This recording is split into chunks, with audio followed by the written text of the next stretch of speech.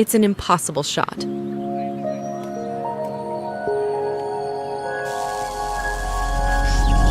Sometimes creativity and innovation are all it takes to achieve the impossible. Yash Technologies, more than what you think.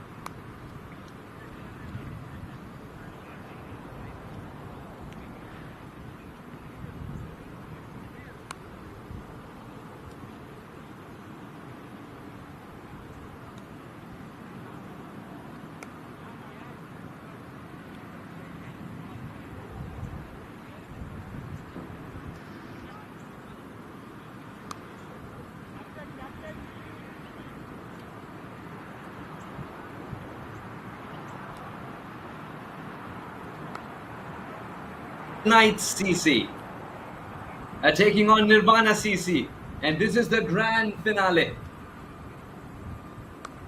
Out walk the two captains, Santosh Ramaswamy, Haider Bhatti, Nirvana CC skipper, and Santosh Ramaswamy skippering the Royal Knights CC. Two teams who have everything on the line, and two teams who are once again proving why Michigan's a hotbed for fantastic cricket talent. You're going to have one new winner today. How exciting that is for whole of Michigan. I'm Suhas Vedam, joined by Priyank, and we can't wait to bring you every ball of the action that you're going to witness here in the grand finale. A 40-over shootout. Different strategies. Remember, this is not a T20. This is not the 50 overs that you usually would see for an OD, that's one day. This is 40 overs. Yet, when you look at it, it's not just somewhere in between. It's something that demands its own style, its own strategy. Now, can the two teams conquer?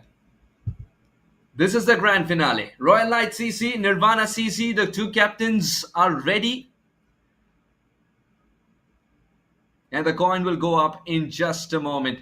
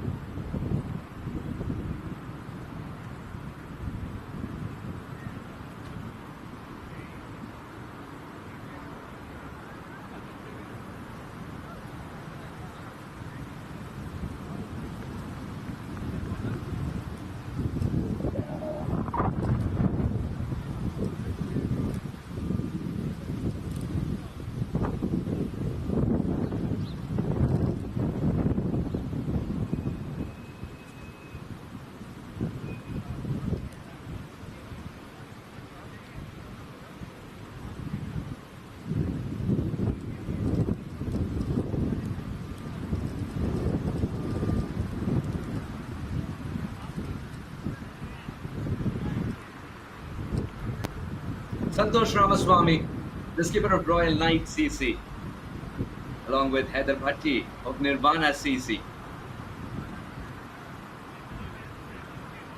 We are one game away from crowning our champions. And rest assured, it's going to be a new champion. This trophy is going to go to a new trophy cabinet. Will it be the Royal Knights CC? Or will Nirvana CC celebrate at the end of this game? A 40-over shootout. We've talked about how exciting a 40-over contest can be. New strategies. And along with it, new challenges too. At the Lasky Detroit, who would be crowned champions today. Hello and welcome. I'm Suhas and I'll be joined by Priyank. my co-commentator, and you're watching F40.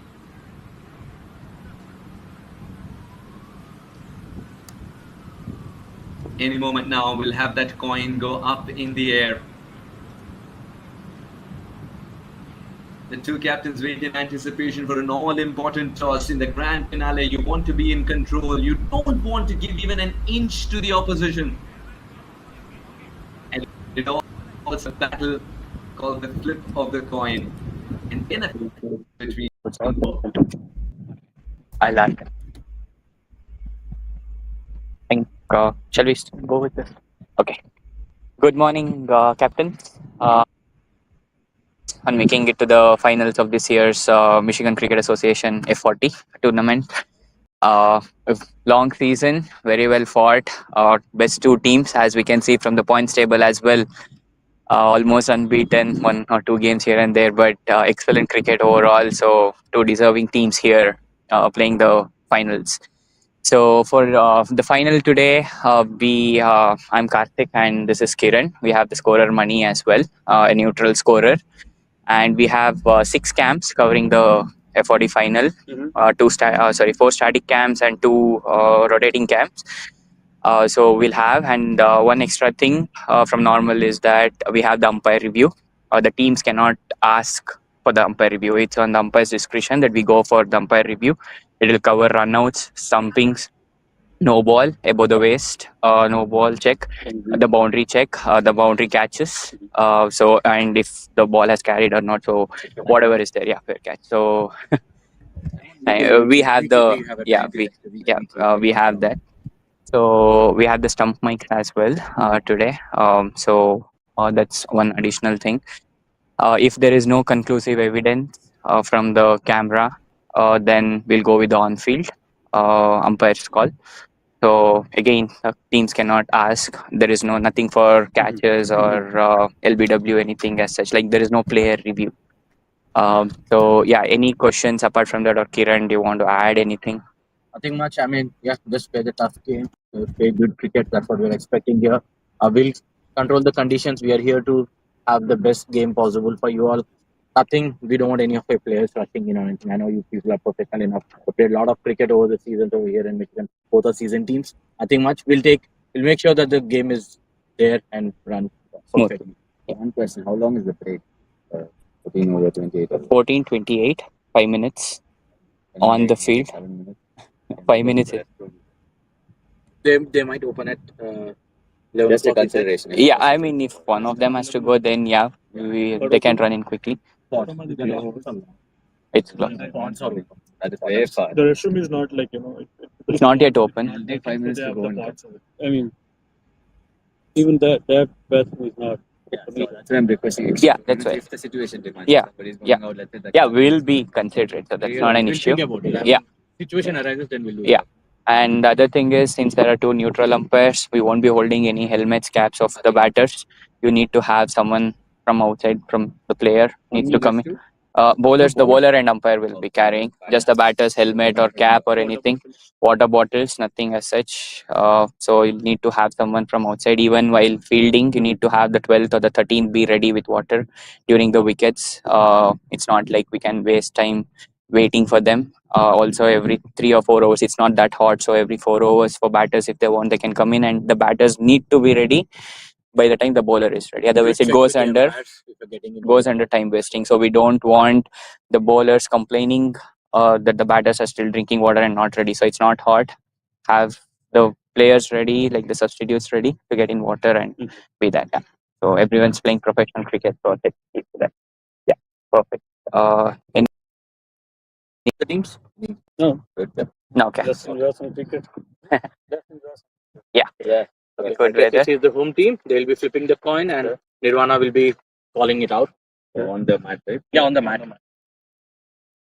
Heads, What is the call? and it is tails. Tails it is. RKCC one bat. Okay. Yeah. Okay, this is here. Good luck. Guys, We'll start in 15 minutes. 15 minutes. We'll start in 15 minutes. It's 10:40. Yep. Okay, good luck, guys.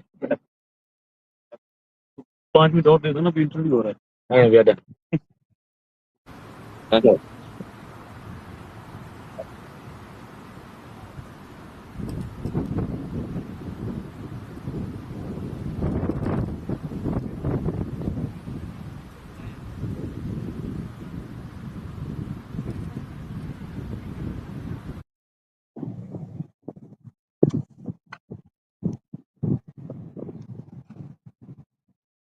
Oh, Suhas, are you on?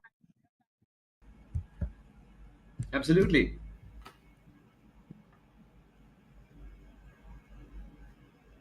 We've got Heather Bhatti here. Heather Yes, Bhatti, Hyderabad. Yes, Hyderabad. can you hear me? Yes, I can hear you. Excellent. Heather, well, it's been a tremendous tournament for you thus far, and playing the grand finale for the first time and captaining such a good bunch. How do you feel? Amazing. Feel great. It's not the first time we playing final. That's our third year we participating in this one, and the first year we played final against Kaju Bait's team, Macomb. The second year we were not able to, but that's our third year playing against the finals. Right. I really hope you cross the time around because that trophy cabinet deserves the trophy, doesn't it? We do. We work really hard for that. So end of the day, whoever plays the best, they're gonna grab it. But we're gonna give our best. Now that you go to bowl first, do you have a certain number in mind that you want to restrict the opposition within? Under 250. Under 250, you say? Yep. They do have a good batting All side. right. So if we can restrict them under 250, we have a strong enough batting lineup there. We can definitely give them a fight.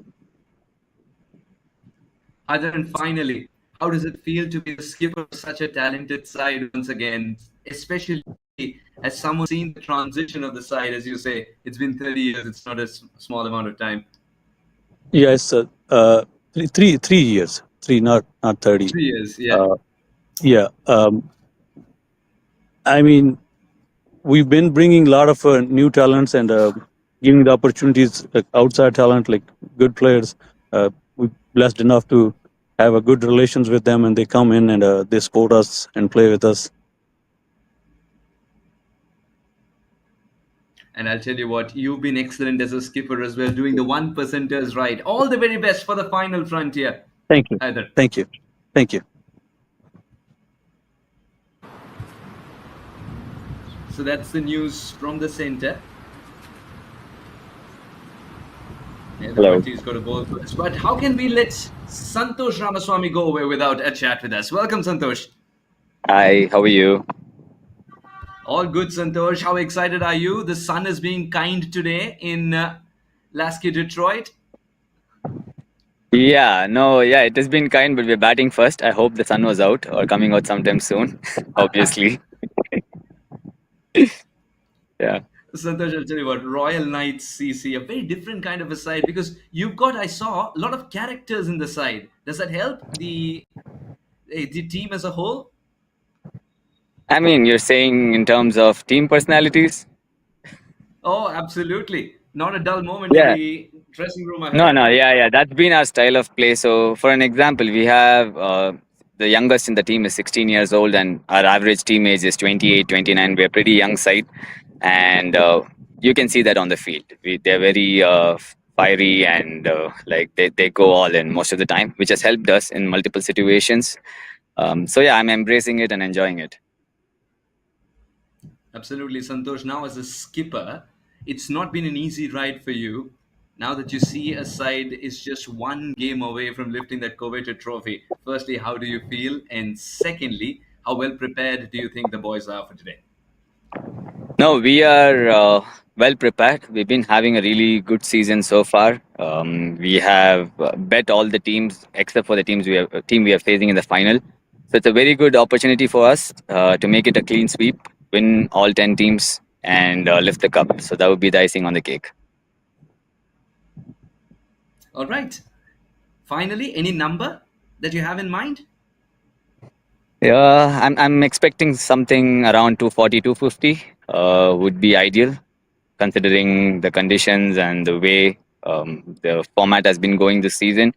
But it's going to be assisting the bowlers today, that I can say. The ball we are using this year has been swinging till the 30th over, and it's overcast today and it's windy. So anything over 220 actually would be a really good score in the finals today. All right. Welcome to Edgbaston then. The ball is swinging, it's windy. But all the very Yeah, best for yeah. the grand I mean, finale. you're right. Actually, Santosh. the wicket is concrete, so it's similar to Edgbaston. It's just the conditions. Okay. Have a good one, Thank you. Santosh. Give us a Yeah. fantastic game. Thank you.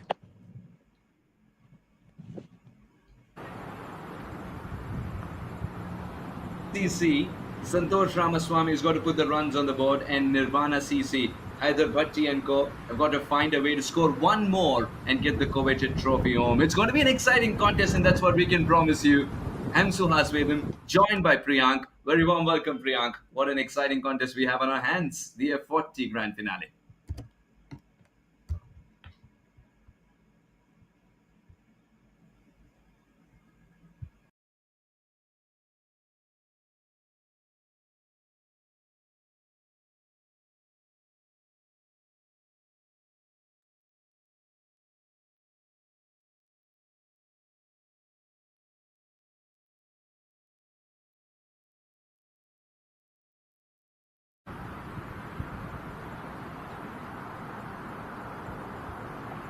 You know what? All good things take time.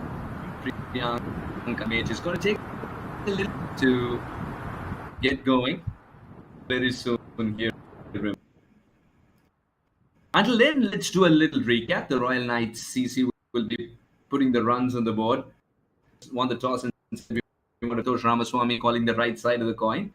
And Nirvana CC Heather Bhatti, who's quite content in seeing the transformation of the side in the last 3 years as a captain, is telling us that there isn't a better time to get that coveted trophy in their alley. These two teams, remember, haven't got the trophy yet. Could it be their day? We're all set for the F40. Very interestingly, as Michigan is a place where we see good cricketing talent crop up, the ball has been swinging till the 30th over in a T40 game. Tells you something about the adjustment factor that the batters will have to make. And that is how you produce gems in cricket. That is how you produce more mature cricketers as they go on to play the higher levels. And that is exactly why we rate Michigan CA's tournaments as one of the best. Be it the T20, be it the T40, or somewhere in between, the T30. Every format, it's given us exciting players. Talk about Ashwini Basan. 6 for 7, those bowling figures, terrific. Talk about troubling the batters when someone is taking a hat trick like Siddiq. Excellent. And remember, I told you the bowlers are having a field day. Between Mukhtar scored a magnificent century, one for the ages. And this is across formats that I'm talking about. In order to tap good talent, you need to play cricket in different formats too, so that you can see the adjustment factor amongst the cricket. How quickly can they do that? Things augur well for the Michigan region, as players as young as 16 are making it to the side, whereas the veterans are also ensuring they give the youngsters a run for their money. That is what you want when you want to create a good cricketing culture, and that's what we got here in Michigan. Yeah, thanks, And it's Suhas. just the Thanks right for time to introduce you to Priyank. Very warm welcome, Priyank. thanks, Suhas. It's a great day to play cricket today. I think it's a great weather. It's overcast. It reminds me of England weather a little bit when you're playing those days when you just go in there and play some amazing cricket and this ball swinging so much. Um, the toss is won by Santosh, RKCC, and they've chosen the right decision. I think in this weather they should be able to put up what they would need to do. Um, all apart, I think it's going to be a great day, great cricket game with everybody who's playing there, and we're here to see some great cricket.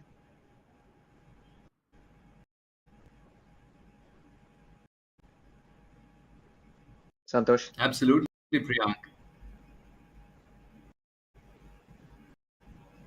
And outwalk the two umpire, not too far away from high octane cricketing action from beginning. T40 has its own ebbs and flows, and something that you will relish as any cricket. And kudos to Mich-CA, as it becomes the only cricket league in the entire US that live streams over 4 games. Talk about it. Talk about the scale and consistency, the accessibility that it gives different as they watch their stars of the region play so well. They want to be in that team too. That is how you build a good cricketing community. That's exactly what the Michigan Cricket Association's been able to manage through ASEAN's effort, of course. We are moments away from good cricketing action, Priyank. Out of these two teams, you said that the skies are suggesting ball first. The surface is suggesting something else. The captain decides to bat first. This is going to be an exciting contest already, Priyank. This is going to be an amazing contest. That's the one of the finals that these guys, both the teams, have not won it yet. So they're going to be really eager, both of them, to actually get their cup to themselves. It's a great ground to play in. I've played in this ground before, and the turf is really a batting turf. But according to the conditions, it could be a bowling day today. Overcast does make it seem like swinging the new ball and also the old ball. So we'll see how it plays out. It's a really we can't take a decision on what's going to happen yet, but it's just going to be within the first 10 minutes you'll get to see what exactly it's going to be like. So to us. Indeed, but we were discussing that the sun has been kind, and it's always a great time to feel if the sun is being kind, especially in Detroit.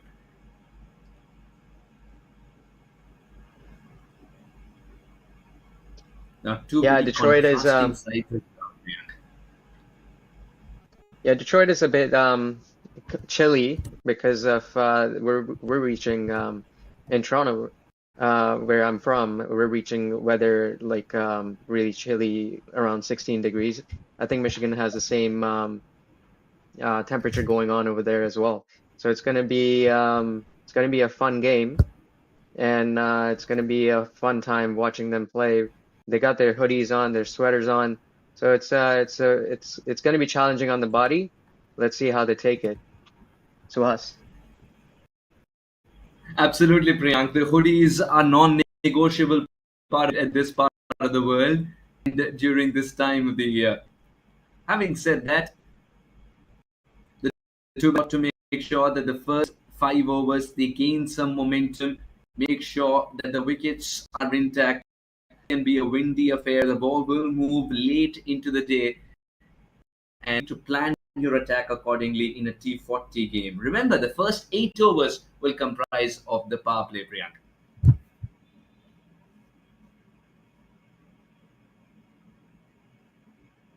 It's gonna be a test for fielding side because it's gonna be hard on the body as well. So the first 8 overs with the wind, there's a little bit of chilly breeze going around.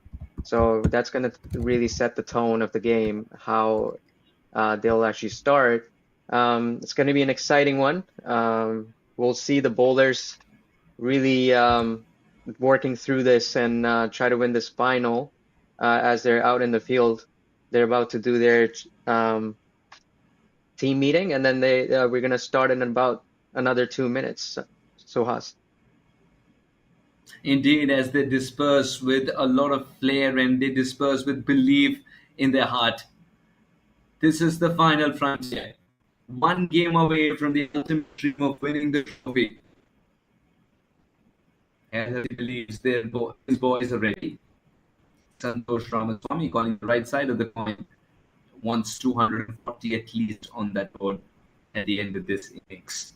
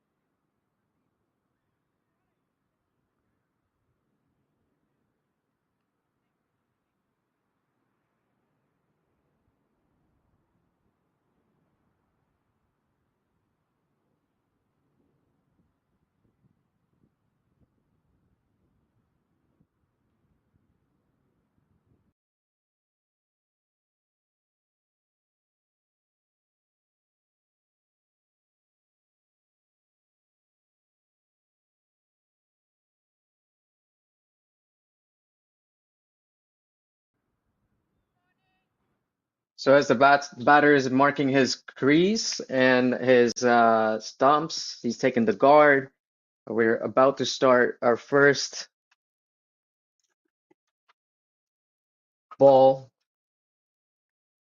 and let's see how it goes with everybody. And I think it's going to be a great day with um, the red ball cricket is one of the best crickets that you could play in the cricket community. So first ball going through. Slip in place. And swing right away. There's a bit of bat on it. Full marks for the veracity. Full marks for the honesty. I tell you what, the keeper believes it's not out because he could have missed the stumps. That's what he's suggesting. Number 2, 3, 6. But I'll tell you what, Priyank, you want an exciting start. You can't get anything more exciting than this. The ball swinging in, a little bit of bat saves the batter. That was a huge swing for the first ball to actually play. The batter was a bit in shock at how it swung so much, and obviously the batters don't want to get out. They just show their bat right away. That's a good tactic, isn't it? But the umpires are also wary these days, Priyank. This is indication that the is not going to reduce. Lasky Detroit and it's a they're not talking terms. That means a windy, gelid morning to play cricket on. The batters will be tested with their technique. This is much better. Good cricket from Ruchit, making sure that he misses the ball of the bat. Perhaps wanting a sense of calm today.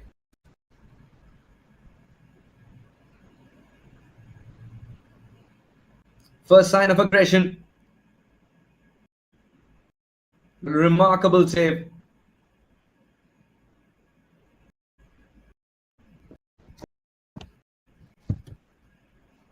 Ruchit's playing pretty well on the track for the swing. He knows now it's coming in, so it's a bit. He just middled one right now. It's a good bat.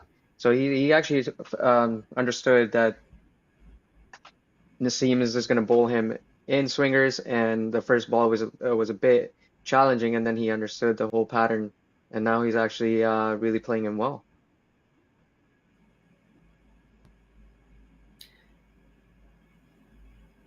Right, and he's also standing outside the crease, Priyank. The reason being he wants to tackle the swing. That's a Yorker gone wrong. It'll be the first run as well. Ruchit will retain strike after the first over, one for no loss.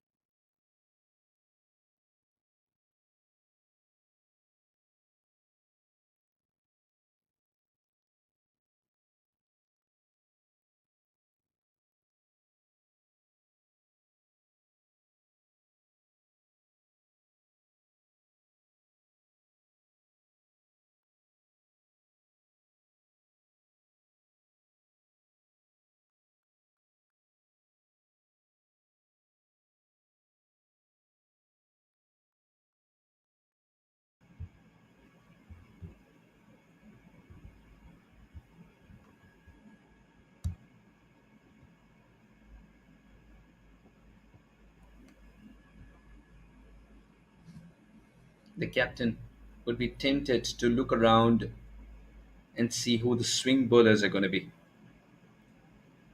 Shivam will share the new ball. And he started with an excuse me delivery. Little bit of a warm up for the umpire as well.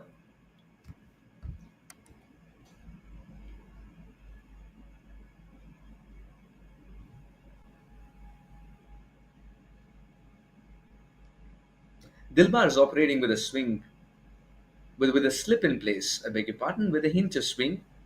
He needs to recalibrate his line, and that line is not going to help. Almost a replica of the previous delivery.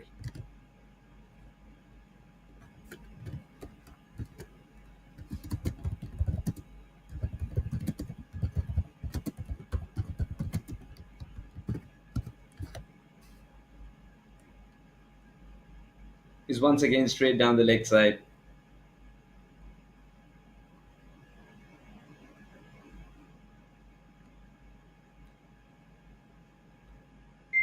Not sure when the captain would say, all right, if that's the line you're going to stick to, I might need to remove the slip.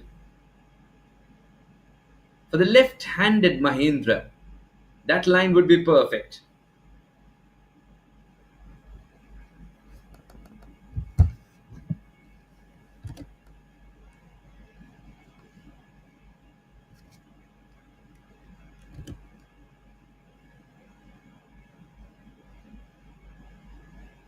And this time it's too wide.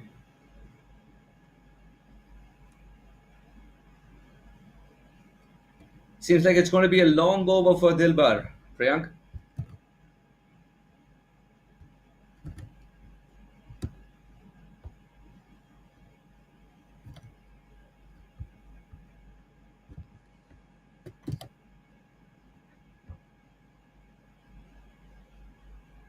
Off the mark now, Mahindra.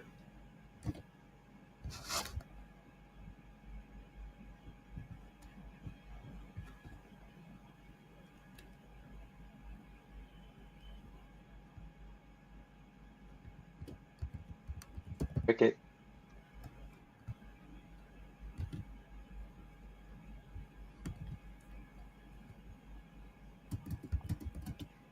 Another wide. Suhas. Yeah, it's going to be a very long over indeed for Dilbar. He's bowling 2 overs in one. I understand it's white clothing, there's a red ball in hand.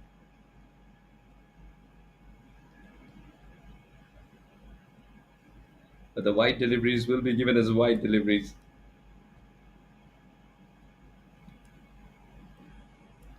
Can he bring the slip into play? It's gone over the head of the slip fielder. He committed to the shot there, Ruchit. Will make him feel much better. We didn't have to wait long for the first boundary to be scored.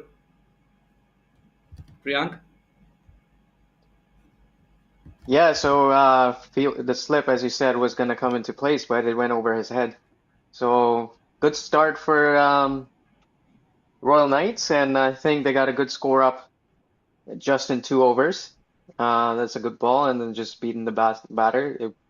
If he actually connected that, it would have went again, maybe over the slip or the over the point.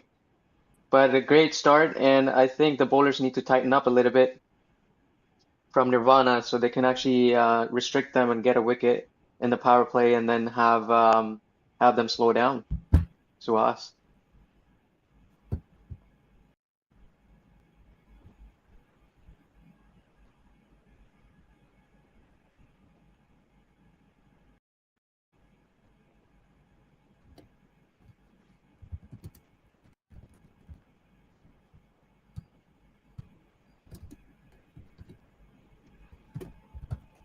I think they love to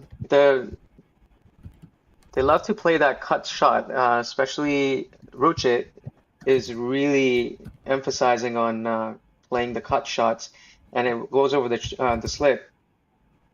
That might be dangerous for Ruchit a little bit if the ball is a bit faster or the bowler is a bit quicker. They might just get a wicket in the slips or maybe the keeper.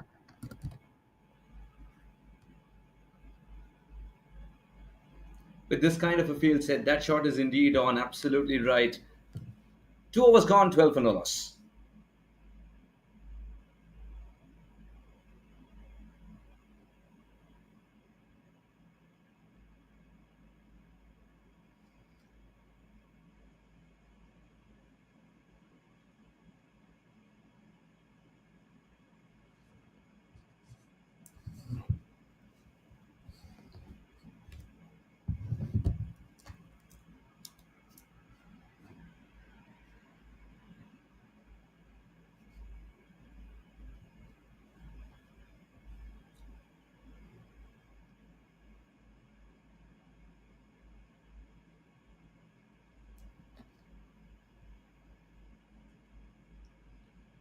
Tons of runs for Ruchit. Oh, he did get a hand to it, is what he's suggesting. Help arrives, and the third umpire will be in play. He's already started to walk. Priyank, this is one of the most unlucky dismissals you will ever see.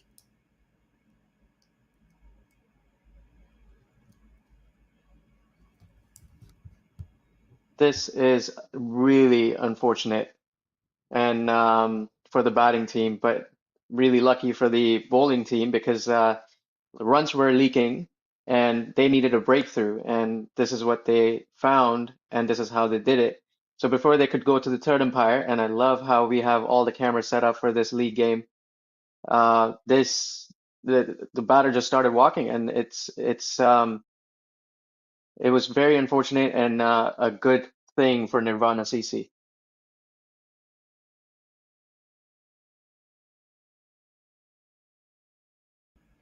A stroke well played, but a stroke so lethal for his own partner. You so wish that this game is played with the friendly fire mode off. All he had to do was get a little bit of hand on it. The bowler.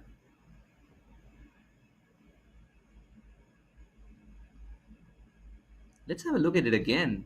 Do you see any deviation, Priyank? Do you see any deviation at all? Seems like he did get a hand to it from here. It looks like he did have his hand touched on the ball. Seems like it did touch, and then it had a little deviation going through to the wickets. But it was a great shot. If you see the shot played, it was right off the middle of the bat, and it was really quick reaction by the bowler. Dilber did a really good job. Pardon me, pardon. Yes. It's Naseem who did a really good job on just getting his hands on and getting it to the wicket. As I said, unfortunate for Mahendra, and he had to walk away. Indeed, in a grand finale, Mahendra trying to do the hard yards, but then eventually getting out in the most innocuous fashion you ever think of. He hasn't added much to the total. The first wicket goes down for the Royal Knights CC, 12 for 1.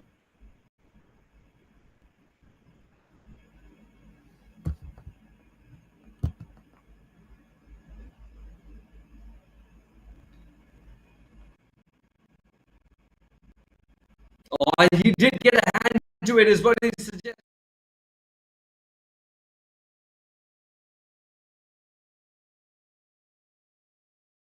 This kind of a field set, that shot is indeed on, absolutely right. Is a bit faster, or the bowler is a bit quicker, they might just get a wicket in the slips, or maybe the keeper.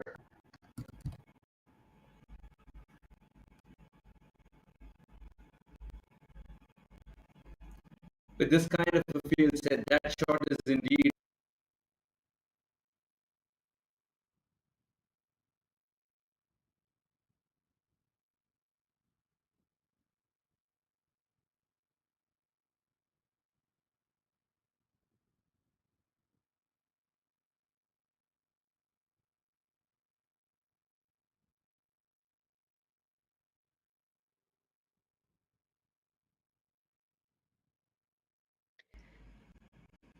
I think tons they're of still runs checking. for Ruchit. I think they're still checking if the hand touched the ball.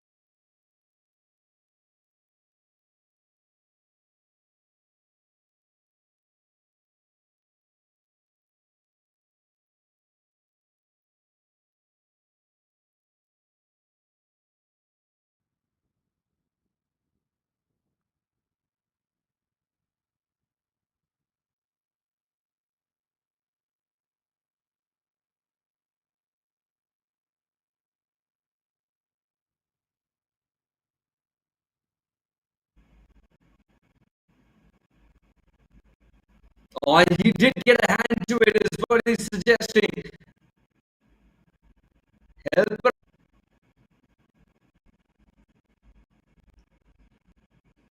Tons of runs for Ruchit.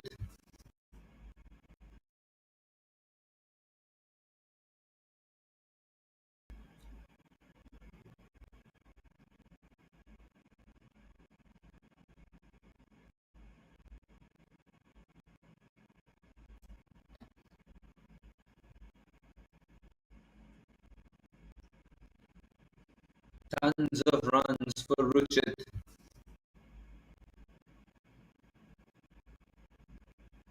Oh, he did get a hand to it, is what he's suggesting.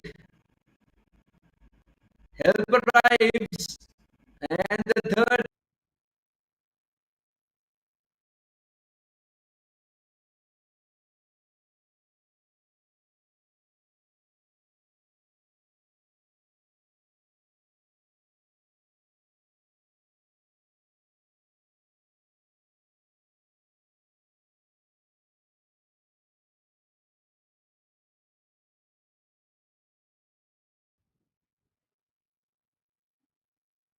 So the new batsman in,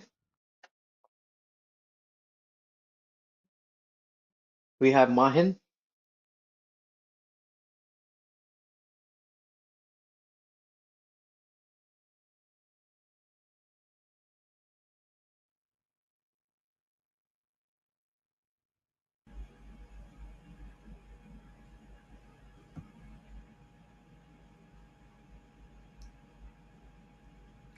The ball leaves the 30-yard circle after a long time.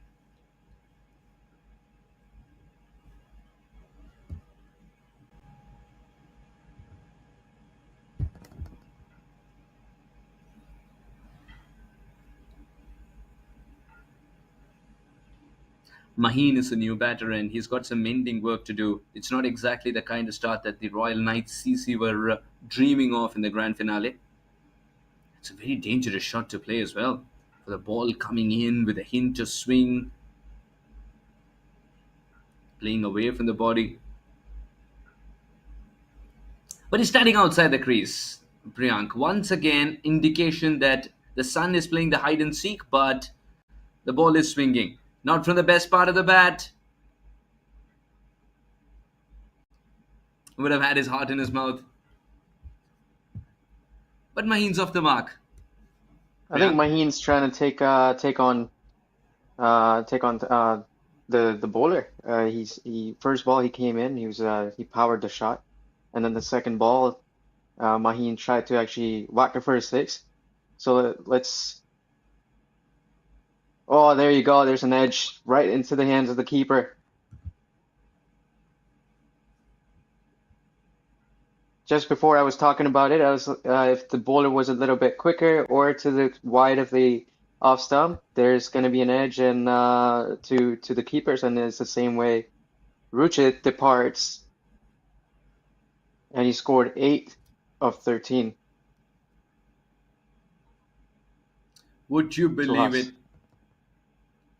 Someone with such watertight technique who scored a straight shot, who played a straight shot, that was trouble for the non-striker.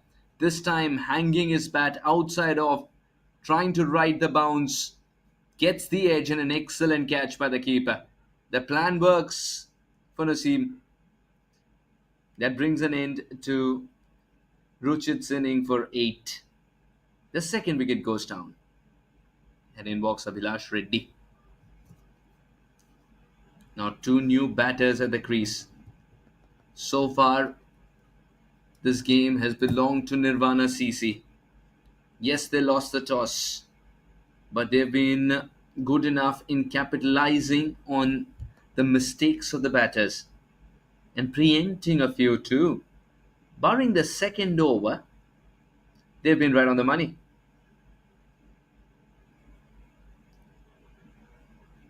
Abhilash Reddy, he starts off inside the crease, so he's quite content letting the ball swing.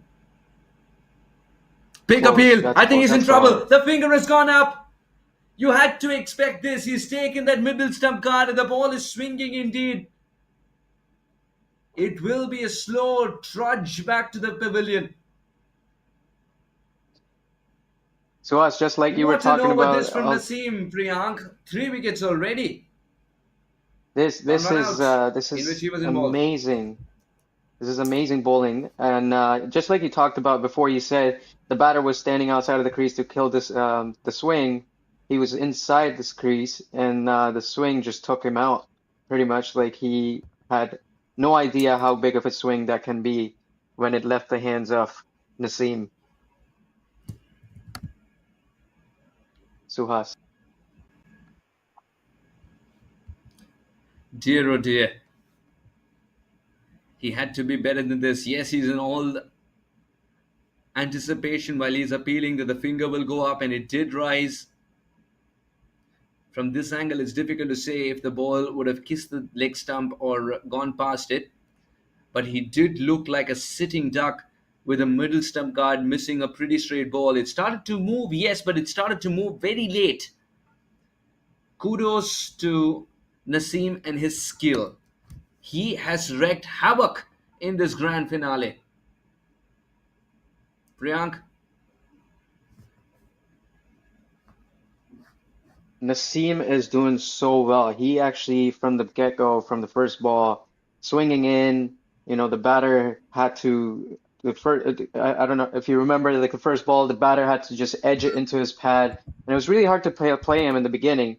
And then the new batters come in, they have to adjust to the overcast weather, see the ball. Red ball is not easy to see, and it swings a lot. So Naseem is really doing a good job on, putting it on par, trying to get it right into the wickets and get the team where they need to be.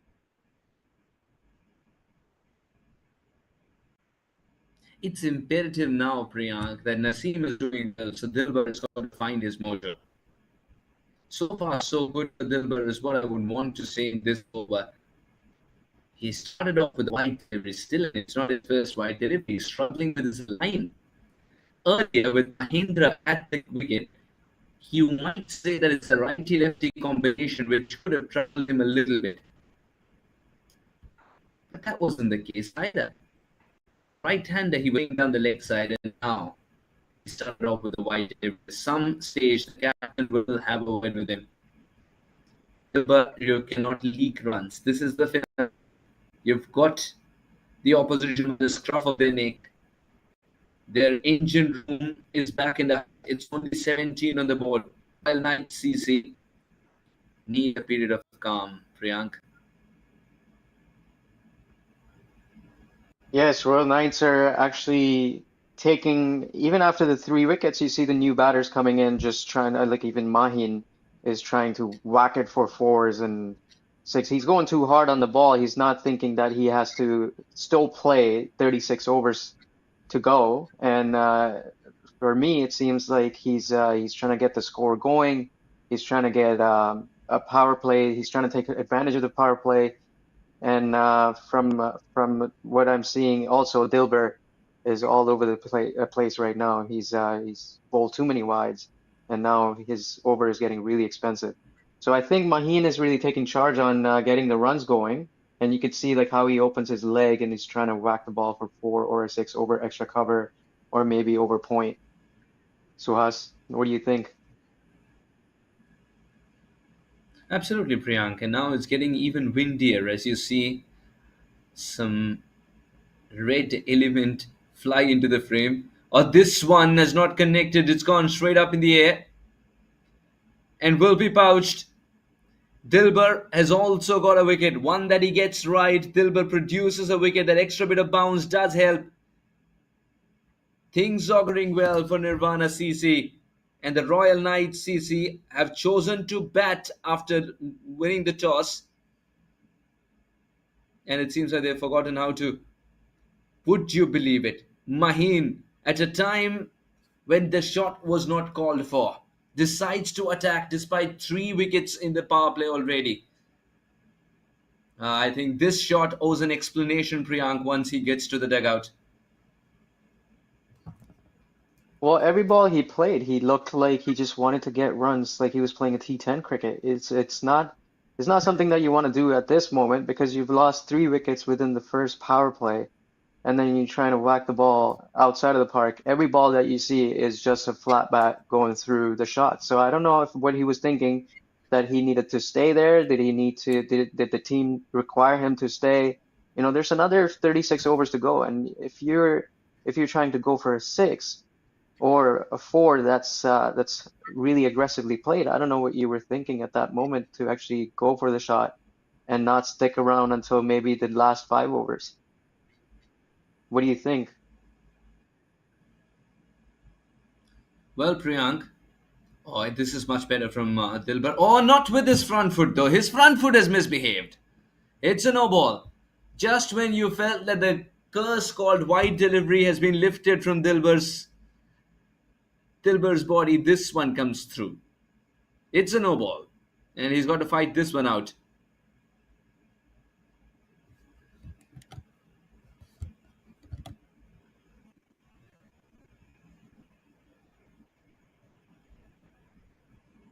There's a no ball and there's a wide.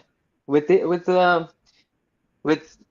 Dilber, it's been a roller coaster with him. Like one ball, I don't know if you ever realize, like when you see that one guy is not having a good day, he's bowling wides and no balls, you're always looking for that one good ball. Maybe he's gonna bowl it now, but because he's all over the place, you can't really predict where he's gonna bowl next.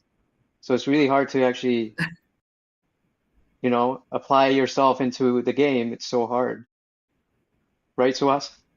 That will be a relief, Priyank. That'll be a relief as it's gone for four. Krish is off the mark. Dilbar does produce a wicket in that over. 27 for 4. And we'll keep the chat alive, Priyank.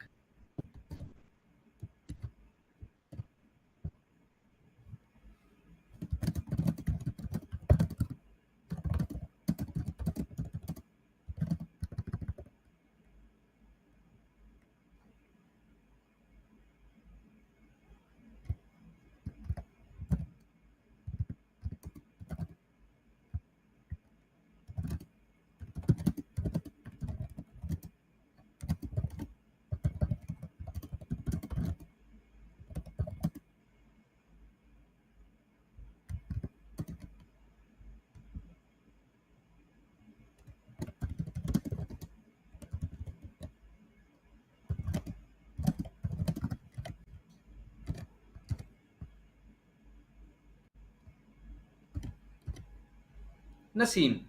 Naseem has shown us the masterclass of swing bowling, whereas Dilbar is getting the wickets with an extra bit of bounce. That's what troubled Maheen, who got out for 7.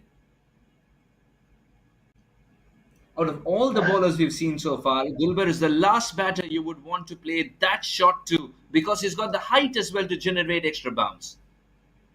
Lovely swing. This is masterclass of swing bowling here from Naseem.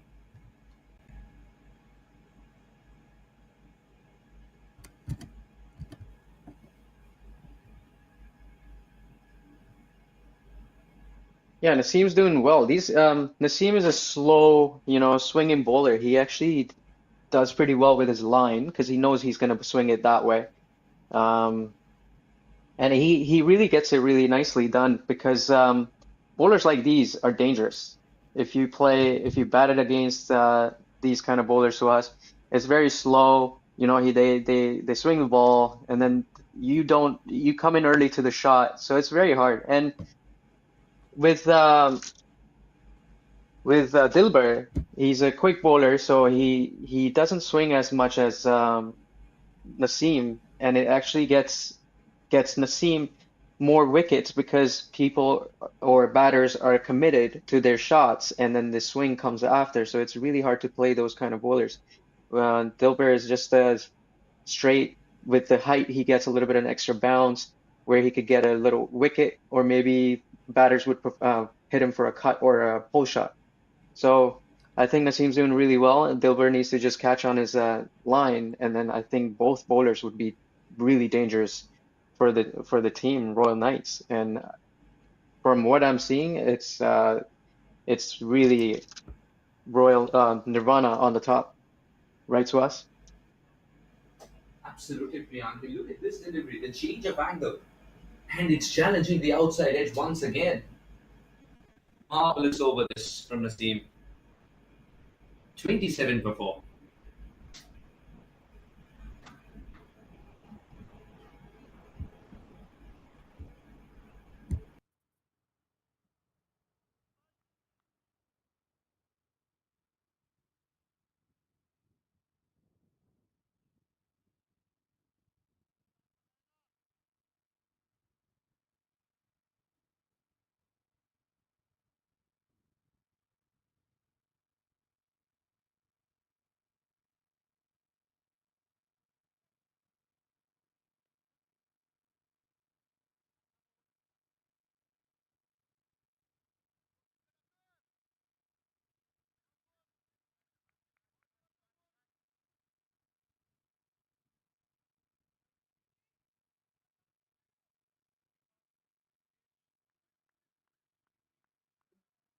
So we have new bowler in the attack, Abdul.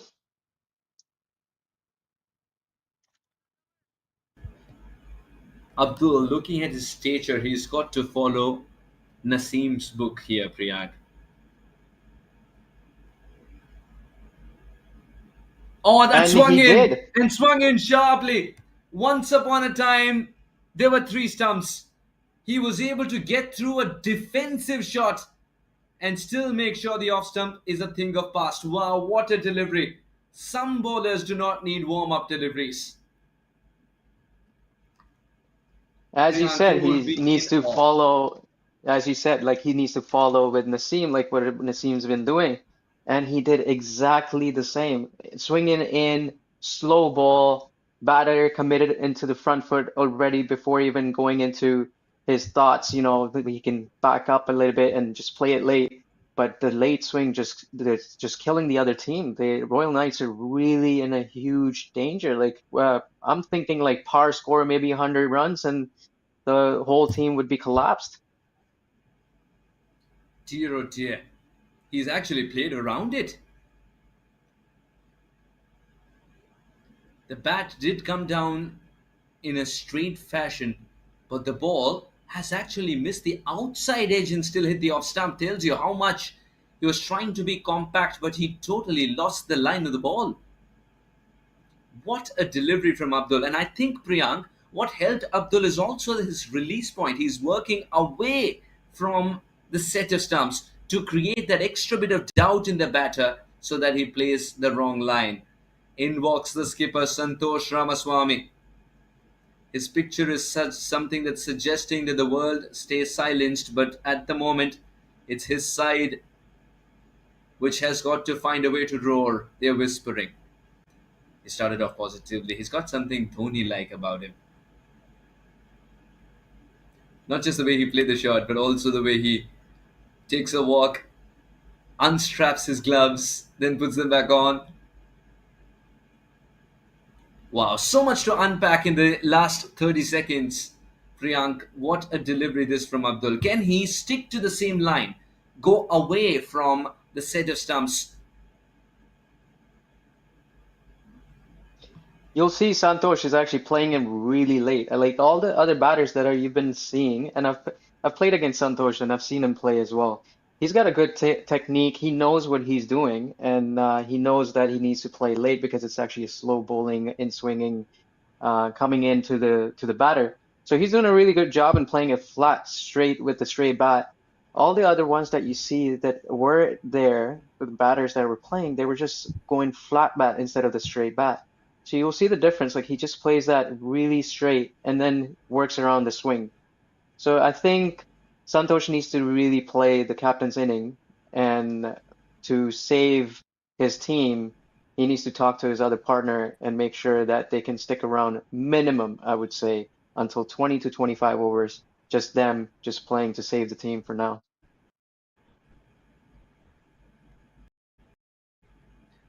Indeed, Priyank. Oh, well, he wanted to put in an appeal there. Every run is being challenged here, Priyank. You got to love the buzz that Nirvana CC have created on the field. Everyone is chirping. And you're assessment of Santosh Ramani spot on, because he's got to play the captain's knock and he's got to play time. 40 overs is a long time. When your team is tottering at 28 for 5 in the grand finale, you're a game. Captain Santosh Ramaswamy.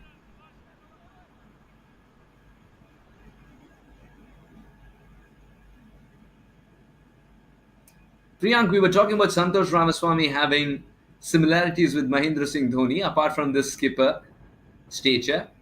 I think he's walked out with the keeping pads on. No, that's actually his pads, the one that he bats with. I've seen him batting before, and he's got this helmet which is like Dinesh Karthik helmet. Yeah, I think it's a more Dinesh Karthik. He has the pads like Karthik and Yeah. then the helmet as well. So he feels, and I know him as well. He feels like he's got that caliber, to actually merge in Dhoni and Karthik into him. Wow. Let me throw another wicketkeeper who was terrific. While he was a wicketkeeper, that was Brendan McCullum. He had a similar pair of pads. Right now, he needs to unsubscribe to Brendan McCullum and subscribe to someone quieter who can build an innings rather than 28 for 5 Royal Knights CC in the grand finale. They've He got to needs find a way to get Rahul. out of this rut. He He needs needs Rahul Rahul Dravid Dravid? in them. Yeah. Indeed. Wonderful, Priyank. Priyank, if you were the skipper of Nirvana CC at this stage, would you stick to the same bowlers for the last 2 overs of this power play as well? Because they've done the job, Naseem, Dilbar, Abdul. Or would you want to induce a change? Well, Abdul is actually a good replacement for Naseem, so I would save him for later. But if he's getting wickets, I wouldn't stop him as a captain. I would just keep him going because Abdul can carry on later because he's doing the same thing as Naseem is doing, which is in-swinging, slow bowling. And I would switch up Dilbar, which they did, and then bring in the spinners like as soon as possible to get them a wicket. Looks like Heather Bhatti is listening to commentary.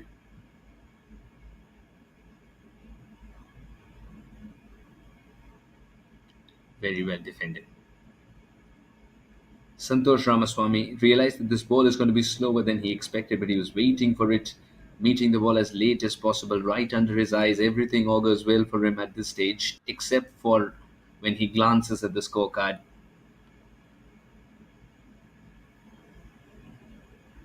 When the ball is swinging so much, you tend to look at the slip fielder. The slips have been all right, but the stumps haven't been.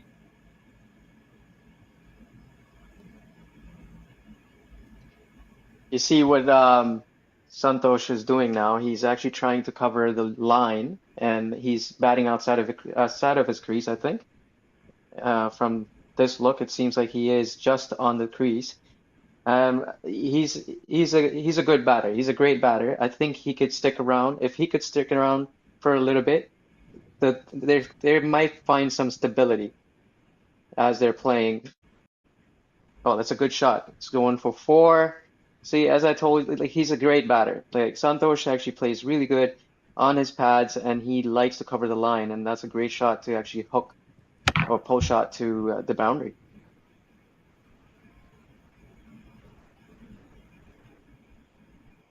Much needed for Santosh and much needed for his side. Runs haven't been easy to come by, but if the strike has to be reduced, you need more shots of this kind. Latches onto it quickly as well, Santosh. Despite what the scorecard's reading, he will take his chances if it's there to be hit. Such is his uncomplicated style of stroke making. Look at it go again. Terrific.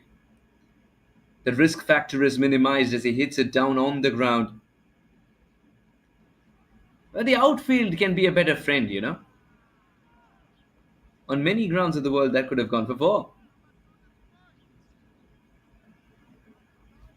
Actually, Lasky Cricket Ground is actually the fastest of them all, and I love playing here as well.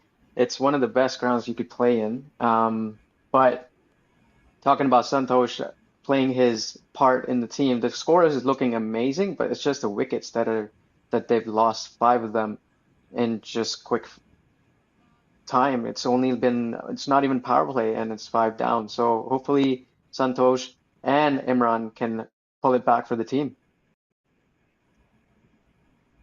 What an entertaining over this has been thus far.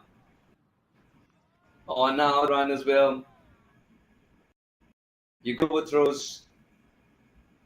These are the one percenters that we were talking about. It's the finale. You just position, gain an inch.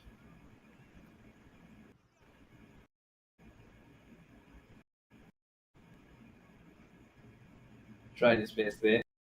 The keeper. Usually you're expecting a teamed throw, not a walk, because it's not a very quick single.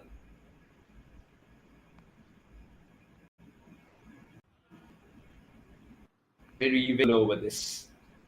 9 runs of it gone, 37 for 5.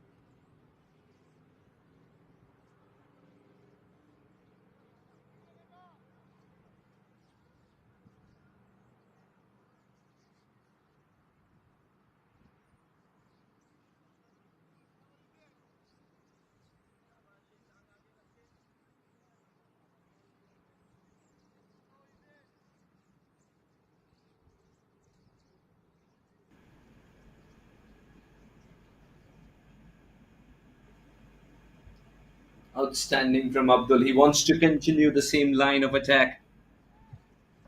Test the off stump and thereabouts. Santosh quick to rise on his feet. The bells gets on top of the bounce and does so well because Abdul's got the knack of generating that sudden delivery with that extra bit of bounce. He's not happy with that side screen there, Abdul.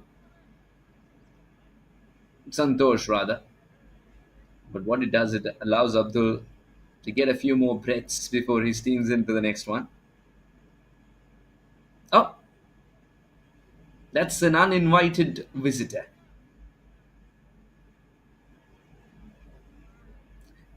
Imagine doing everything in your powers to make sure that you can sight the ball better and suddenly something falls in front of you.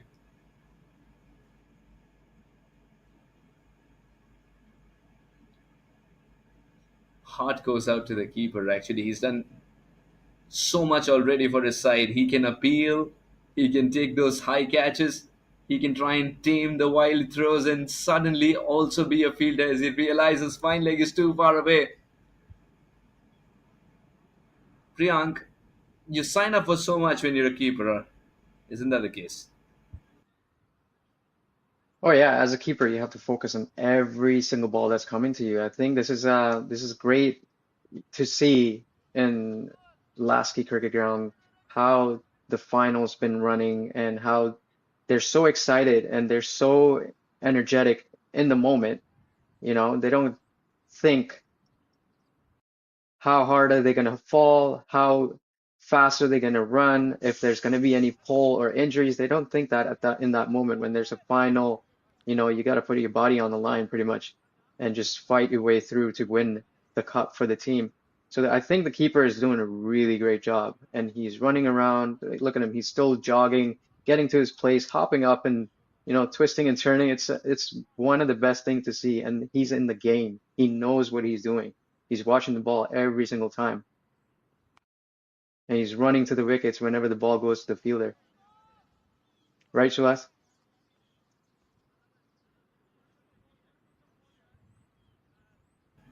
Indeed, and that is definitely something that lifts the spirits of everyone around and also keeps the batter on his tenterhooks. You can't let him settle mentally. I think it's an unwritten rule That these days that the keeper's got to be guilty. I think with an active keeper on the side, it's really important when he actually comes to the stumps, collecting the balls. He's keeping everybody on point. He's asking them to give the ball to him. He's right to the wicket. And a lot of keepers don't do that these days. You'll see keepers just standing back. They're not running in to grab the ball. They're not really putting pressure on the batter that they get to know exactly, oh, the keeper's coming in. We could be run out if we do get out of the crease. So it's a really good tactic to be played. Oh, that's an amazing ball. Oh, that's another out. That's another gone wicket. Imran walks away, edges the ball into the right in the hands of the keeper that we were just talking about. You can't keep him out of action. Number 236. All he was waiting for was a little tickle from the batter. He got that on that occasion. Imran once again struggling a little bit when the ball bounces more than he was anticipating. 2 balls ago, he was somehow able to negotiate side edge.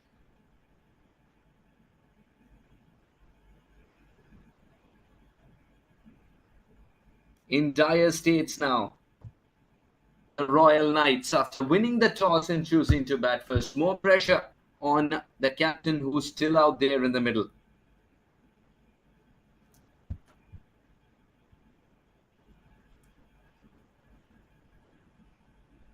So, Alex, I don't know if you could tell that the keeper actually built the momentum and then the pressure was on because he kept running back and forth, talking to the batter, making sure the ball comes into the hands of the wicket keeper.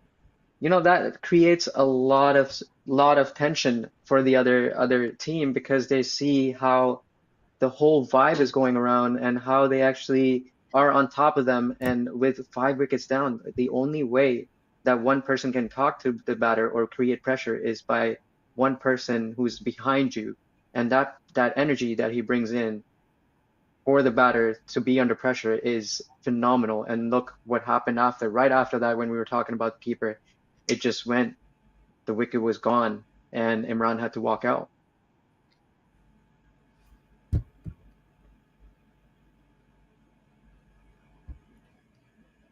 That's the end of the first power play. Priyank, we were talked about the keeper and all that he does apart from wearing those wicket keeping gloves.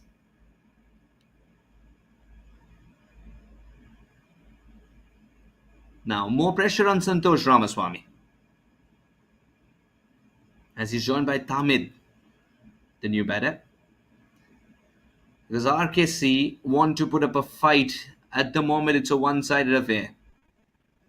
Winning the toss, choosing to bat first, and 38 for 6 here, the RKC team. Royal Knights.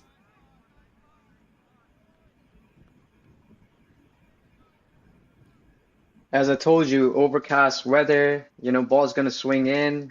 It's a great batting turf, but the swing cannot be stopped with the weather that they have over there. It's cold, it's kind of humid, it's on and off. So it's really hard to make that decision to go bat in first. I think the best decision to make is what's happening right now, is to actually bowl first.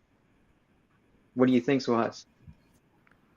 I think they went with batting first because deep down they didn't want to chase in a grand finale. The surface, and despite what the skies were screaming, that's a good shot. Santosh becomes the first batter in such a long time to play a shot away from his body, but with such good control and poise. Eventually has enough steam to touch the fence. That's a really good shot, Priyank. No, he again. I wouldn't stop saying the same thing again. He bats really well, really good, and he's really calm in situations like this. When it's pressure game, he tries to go with the basic techniques, the basic form where he can cover the line and play straight bat. And if it's needed to, and it's a bad ball, it needs to be punished. So just like that, like, he knows that it's coming to the wicket, swinging in. He's not going to take any chances. Just got a four, and he just blocks it. All the other batters that you saw or were in there, there was a couple that they were trying to whack the ball so hard, and you know that this is not what's required. And Santosh is doing really well according to the situation. He gets a boundary and gets a couple defense, couple dot balls. Okay, let's wait for a next over and then score some more runs after. So I think he's doing a really well job with his team, trying to compose his emotions and then get one boundary here and there and just play as long as possible. Seems to be a great tactic given that it's 42 for 6. Santosh Ramaswamy should be aiming to play the entire 40. If he can play that with such control and poise, then boy, are we in for some thrilling cricket later on. At the moment, it's 43 for 6 at the end of 9.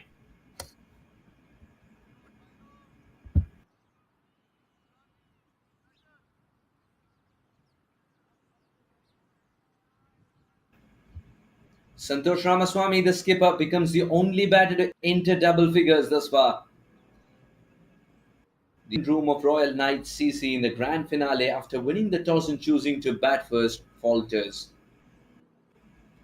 All eyes were on Abhilash and Imran Dipo to try and bail them out of the situation. The middle order was in trouble as well.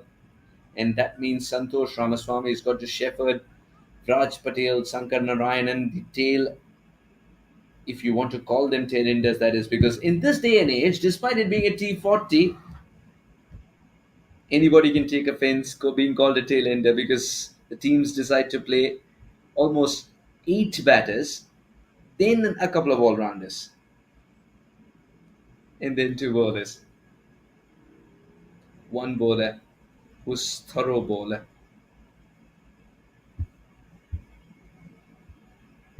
Rather. Oh, almost trying to field it by himself. He moves around. Santosh moves around, and that means it's trouble for the bowler to try and get his right length. You look at the interception points of Santosh, Priyank, you realize why he's so good at what he does. He's such a busy cricketer. He definitely loves to move around the crease, stay active, and then cover the line of the ball. So the bowlers would have to work a little bit harder than they usually do. But for Santosh, it's getting a little bit easier to know, and he's played with them so many times. He knows what they're doing. So I think he's really smart about it, and he knows that if he moves around, they might just give him a line that he loves, and he loves his short ball. Santosh loves short ball, so he likes a cut, he likes a pull, and anything that's fuller, he doesn't really go for it until he's really settled down.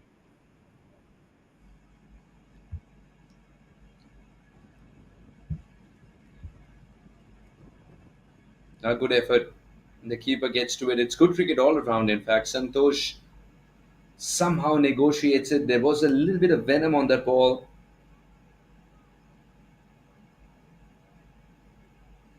This is the over that he's been most respectful towards the bowler, Santosh.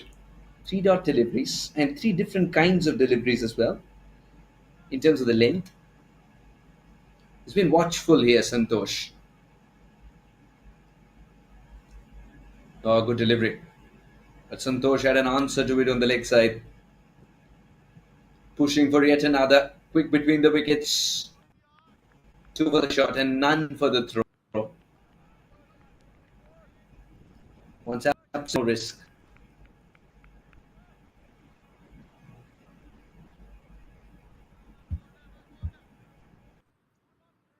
He's pretty athletic, Santosh, as well. So he likes to run his runs really quick. So I think with him sticking around, they can really utilize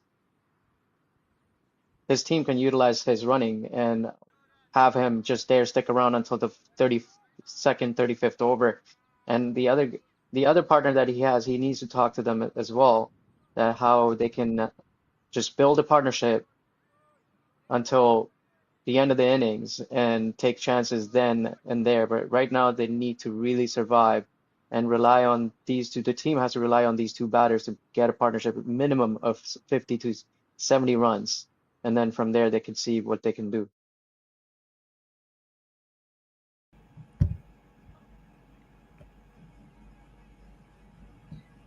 Indeed, Priyank. Those are easy runs. Those are free runs given away, you could say. All he had to do was watch, and the bowler did what he had to.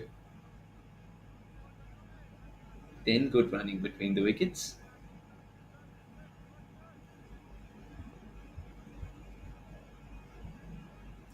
Inching towards a half century for the side here, the RKCC. Slip arrives. Ooh, what a delivery. Abdul's delivery of the final ball of the third over was very similar to the first ball he bowled in the game, and that got him the wicket. 10 over gone, 10 overs later, 47 for 6.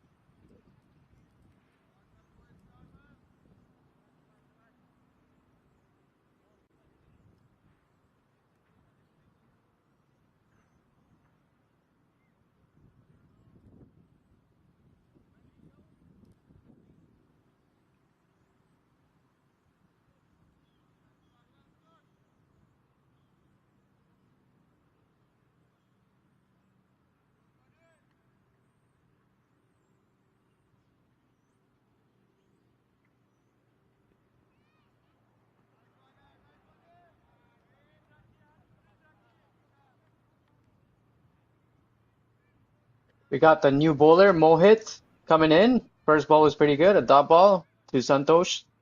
Again, Santosh is just having a patient game with the other team and his own team. He's really fighting it through to make something happen for his own team, playing a really good captain's knock so far.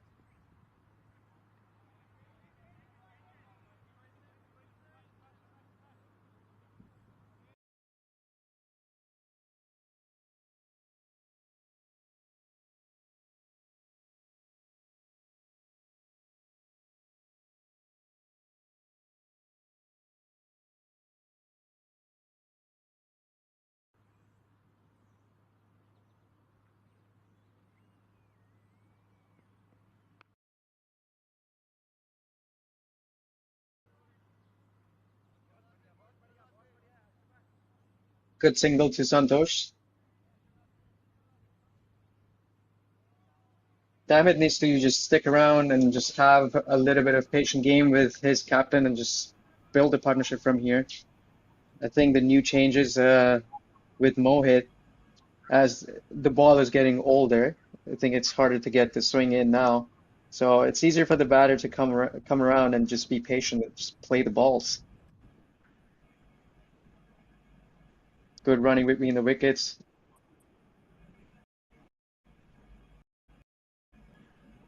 Yeah, the 50 comes up for the Royal Knights. Mohit has got such a good approach to the wicket. Very fluent.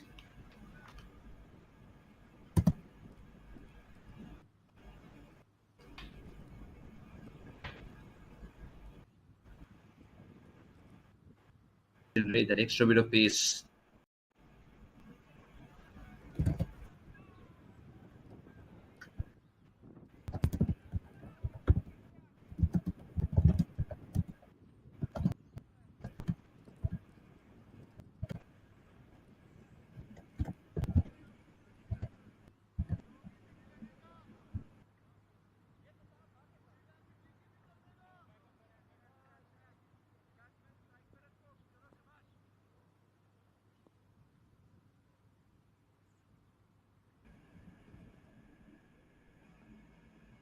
A good stop. This has been a semblance of a partnership, Tahmid and Santosh, and some resistance of this kind is required so that momentum is not built by the Royal Knights. Knights, on the other hand, working hard for their runs. All eyes on Santosh Ramaswamy. Ooh, there is something on the surface that the ball seems to deviate a little bit after pitching as well. Look how surprised Tahmid looked. Tahmid thought he had reached the pitch of the ball, wasn't to be. Leviner was gone, 52 for 6.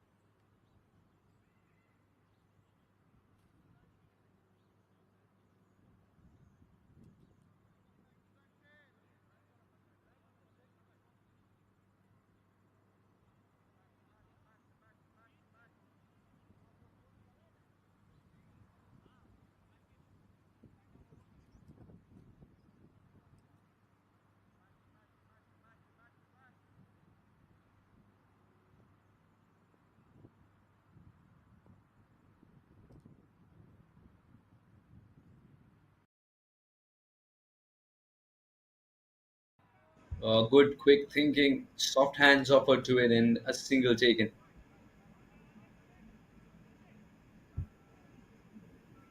I know you were talking about that little like niggle that they had in the turf. That if you see, there's a spot before Santosh was actually batting there too. There was a little spot that he went into a front foot defense and he reached out and the ball actually, I think that was a ball when you said Venom, and that that ball kicked up so much, and then the same ball last maybe a couple balls ago and last over, the same ball kicked up again. And they did both the batters did well to actually just control their shots and make it a scoring ball, even though it was really hard to play. What do you think, Suhas? Oh, spot on. That shows the mindset that Santosh has got and Tahmid is getting into. They're looking for runs and treating every ball as a run scoring opportunity. Despite what the surface is suggesting and despite what the scorecard is suggesting. They're going to be wary of that particular spot though, and a little bit of a hand would make things very interesting for Tahmid. Not so much for Santosh, who does get that single eventually though.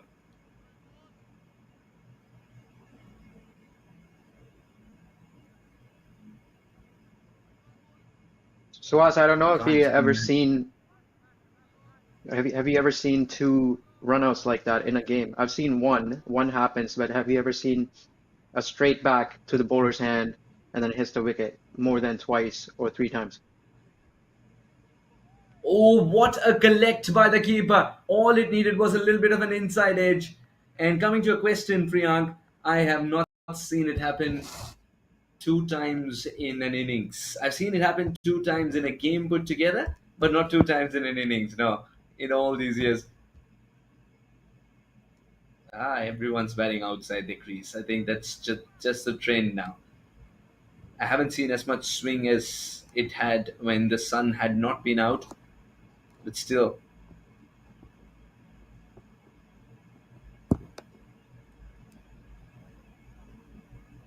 you got to love the angle that Abdul creates here, Priyank. He's always questioning and testing you. Oh, well, if you want to attempt a run out of the non strikers, then you got to reset the stumps.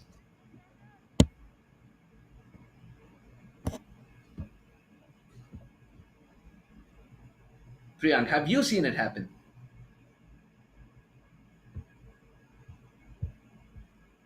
No, I've never seen it happen. And that was a close call, actually. If the fielder was a bit quicker, they would have had him. But no, I have never seen it. I've not seen even in a game, just once, and then not in the second innings or anything like that. So it would have been If this happened again, it would have been the first time.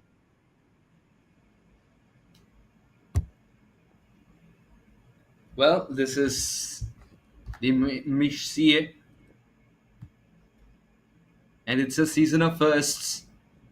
We're going to have a new winner. Why not have some anomalies as well in the game? The Knights would suggest this itself is one. 56 for 6 is something they did not imagine when they want to toss and chose to bat first. At the end of 12, that's the score.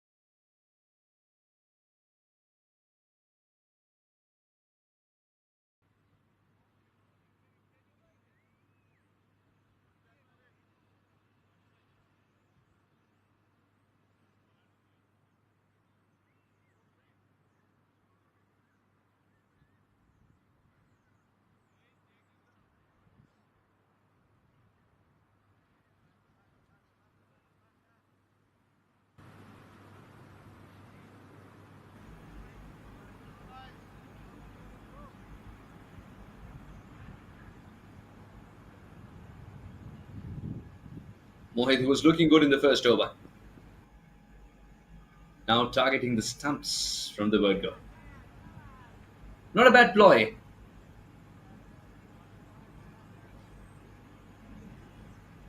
Priyank, the sun is shining now. The sky's got a different mood.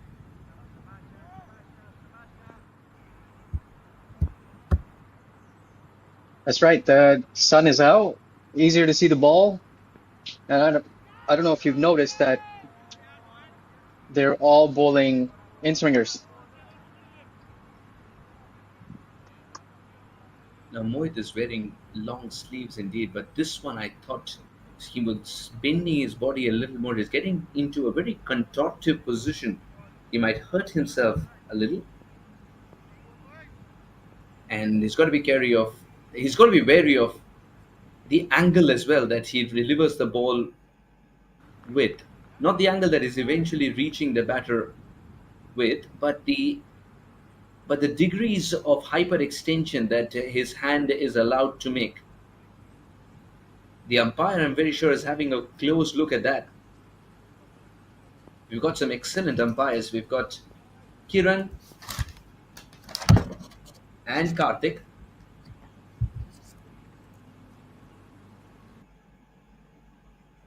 In the air for a jiffy. And that was very, very close to becoming a wicket. And once again, as Priyank was suggesting, it's hit that spot where the ball seems to do a bit more.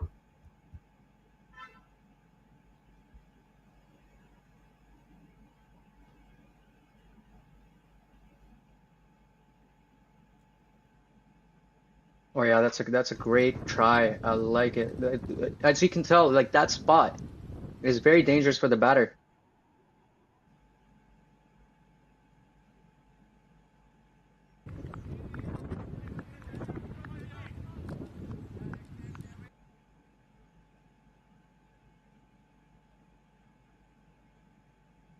This was way wide, so he had to chase it. Gets a couple of runs. Santosh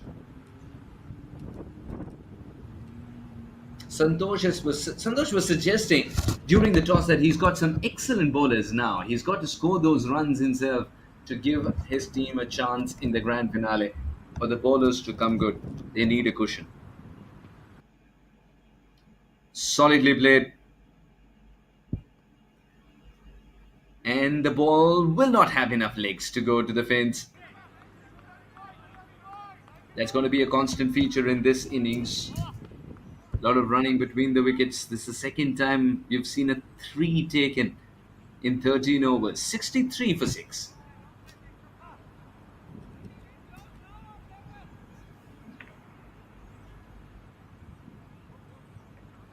Four bowlers used so far. Naseem picked up 2 wickets. Abdul Chaudhry was terrific as he picked up his first wicket of the very first ball of the game. And Dilbar, with that extra bit of bounce, got the better of Maheen Khan.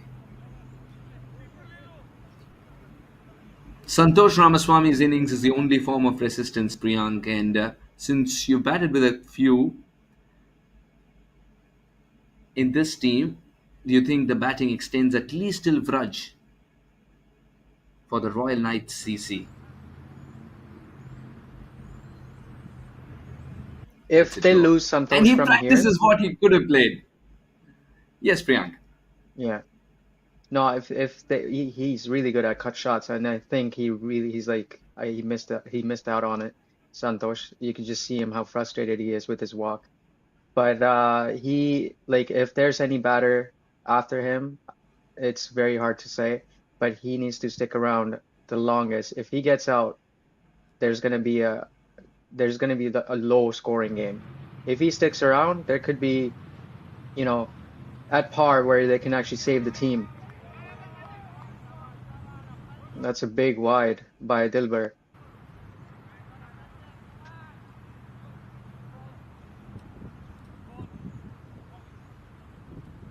And once Dilber, again, it's hard to. proving that not all heroes wear capes, some wear keeping gloves, is Mr. 236. Yes, Priyank. Dilber's having a really hard time in catching his line.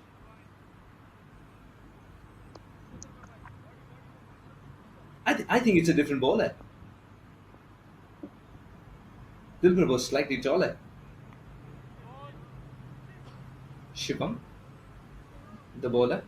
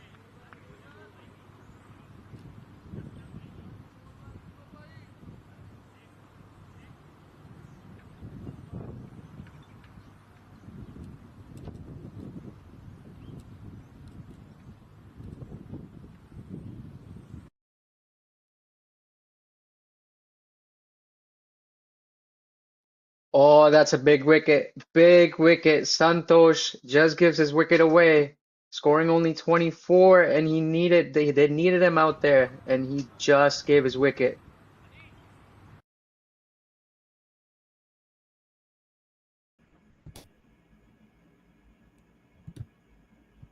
Would you believe it?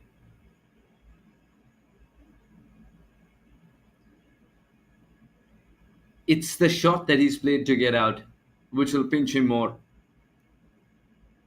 And Santosh's resistance also comes to an end. This is a big, big wicket in the context of the game. The Royal Knights CC have lost their skipper just when the partnership was being built. What a catch! Timed the jump to perfection and came down with a gift. 69 for 7 after Santosh's departure. In dire states, Royal Knights.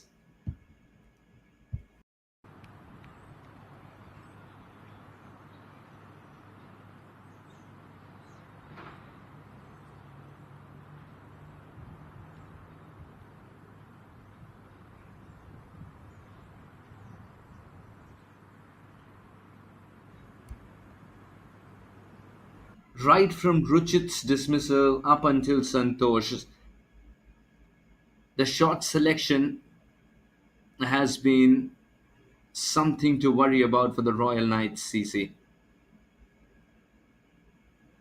Especially Maheen's wicket. With that extra bit of bounce, he lost it to Dilbar.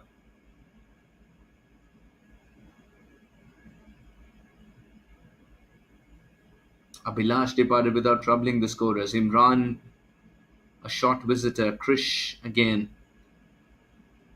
Something that he'll not be proud of was that shot.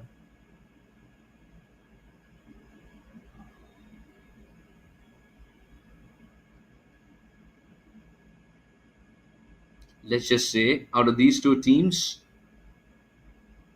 it's Nirvana CC who will taste water to be sweeter.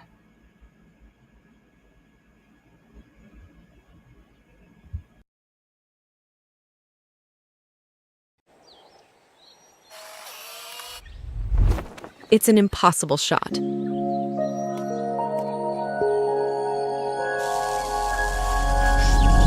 Sometimes creativity and innovation are all it takes to achieve the impossible. Yash Technologies, more than what you think.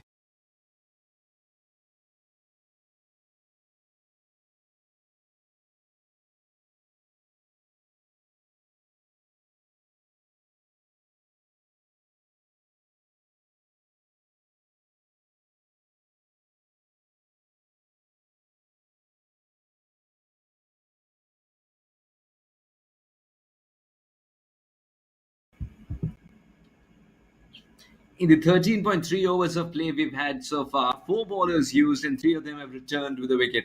And Mohit Patel has looked good as well. I think he's not too far away, Priyank, from getting his wicket. Right now, it's a competition between all the bowlers. Who's going to take the 3? Or is this going to be all 2, 2, 2? You look at the fall of wickets as well, just tells you a story that the Royal Knights CC never got going. 12, 14, 14, 21. They were tottering at 27 for 5 at one stage when Ramaswamy decided to bring a sense of calm. But that didn't last long as Dilbar came in and got his wicket eventually.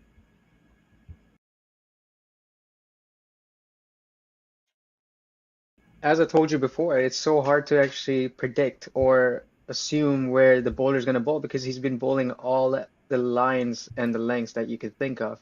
And then that one ball just gets you the best out of you. And that's where a batter is always scared to play a bowler like that because he doesn't know what's coming next. Absolutely. And we've seen so much of flashbang cricket, especially with T10 and T20s. The T30s and T40s, I think, are re-establishing the balance required in the game, and it's testing the batters in terms of the surface, in terms of their technique, in terms of their understanding of the game and different phases in which you have to ace it, the ebbs and flows changes. So all this is contributing to better cricket, and that's exactly why I have very high regards for Mich-CA with 103 registered teams playing all 3 formats in T10, T20, T30, and T40. Fabulous.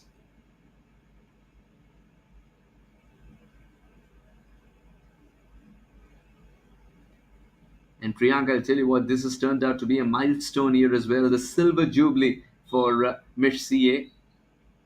25 years of excellence in cricket, 2,000 plus players have found a reason to pack their kit bags and come over here. That's Mich-CA for you.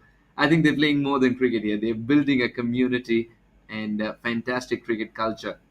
All this can happen only if you have a vision and only if you can let the fans become a part of it. And that's where ACN come in.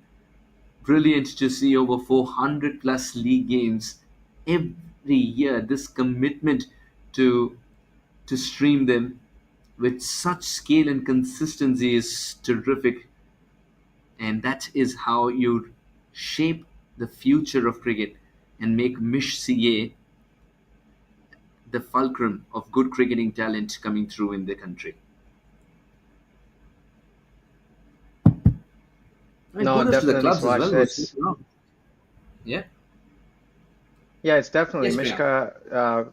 When I started playing over here, Mich-CA, they call them, I knew it as Mich-CA, and then everyone started saying Mich-CA. And Ah, it's one of the best leagues in US that I've played in, and people are so great here. They love serving you. They love bringing players from outside. They love to treat you.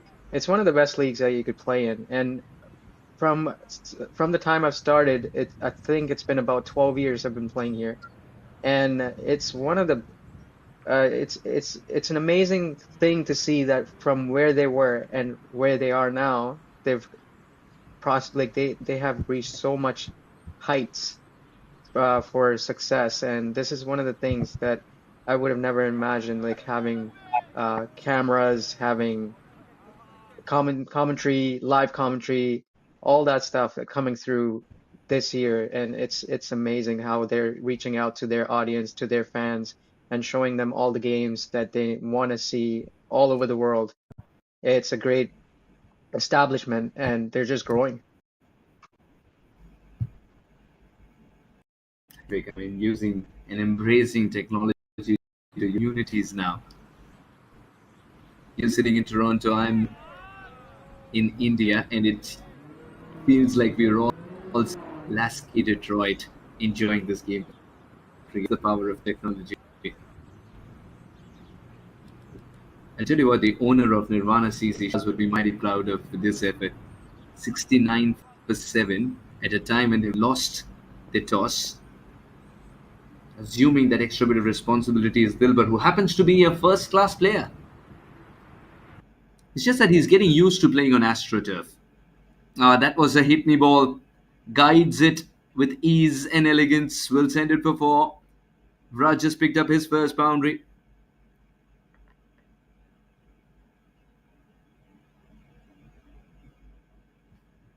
You got to enjoy this shot, Priyank.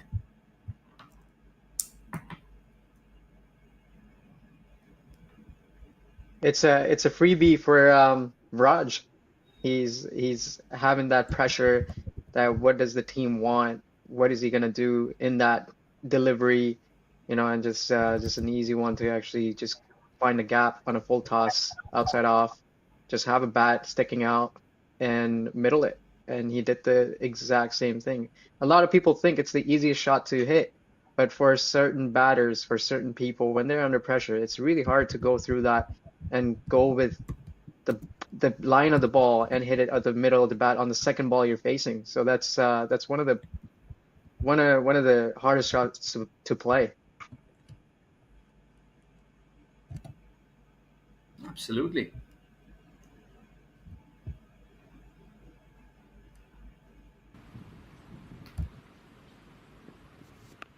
Spot on. Right? Tamid, who's been there for 13 deliveries, gets the bat down on time.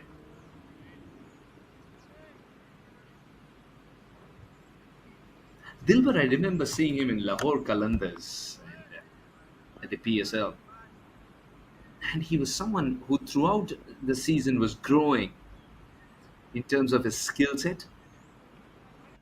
Now he's plying his trade here in Mich-CA and giving everybody a run for their money.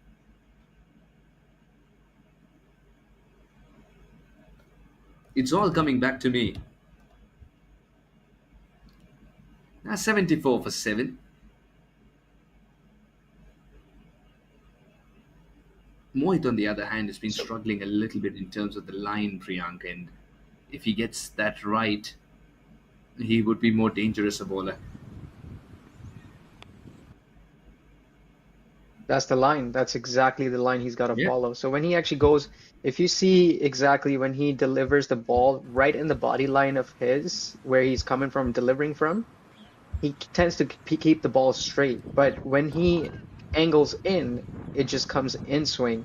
So if he focuses on just angling it in, I think he could get wicket, which right now is a tie in the top three bowlers. He has three. He has three to go for the chances for. So I think if he keeps it that line that he just bowled last two deliveries on, he would be great. But if he bowls it in the line of his body, it just keeps straight, so it doesn't swing in. As soon as it goes inside of his body line, it swings in. What do you think, Suhas? Oh, absolutely. And oh well, I think it's one of the best in at the T40 level for sure. This format requires even more concentration. He's been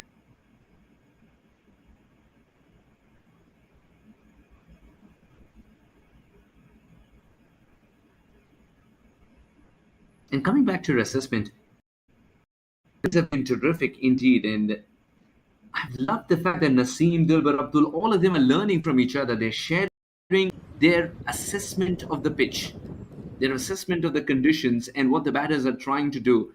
And the sharing of knowledge is helping every new bowler who turns up.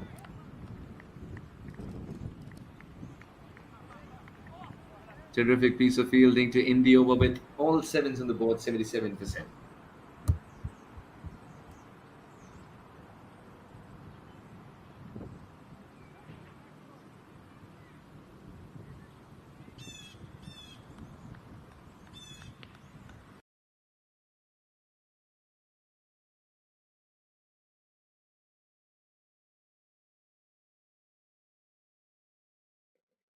Have you ever been to Detroit, Suhas? Detroit's been on my list for a long time now. It's got to happen soon. Hopefully, very soon. But I'd love to check out this part of the world too, Detroit. Now, apart from Mich-CA, this extra bit of bounce we were talking about, he's a skinny customer. We talked about his prowess when he Pakistan, even the under 19 levels as he was coming to great miles. At one stage, he was touching 150 as well. At a time when your bodies are still getting into the groove, still growing. He was touching 150. Dilbar has always been a very special cricketer, and he will make you pay if you do not read the lid.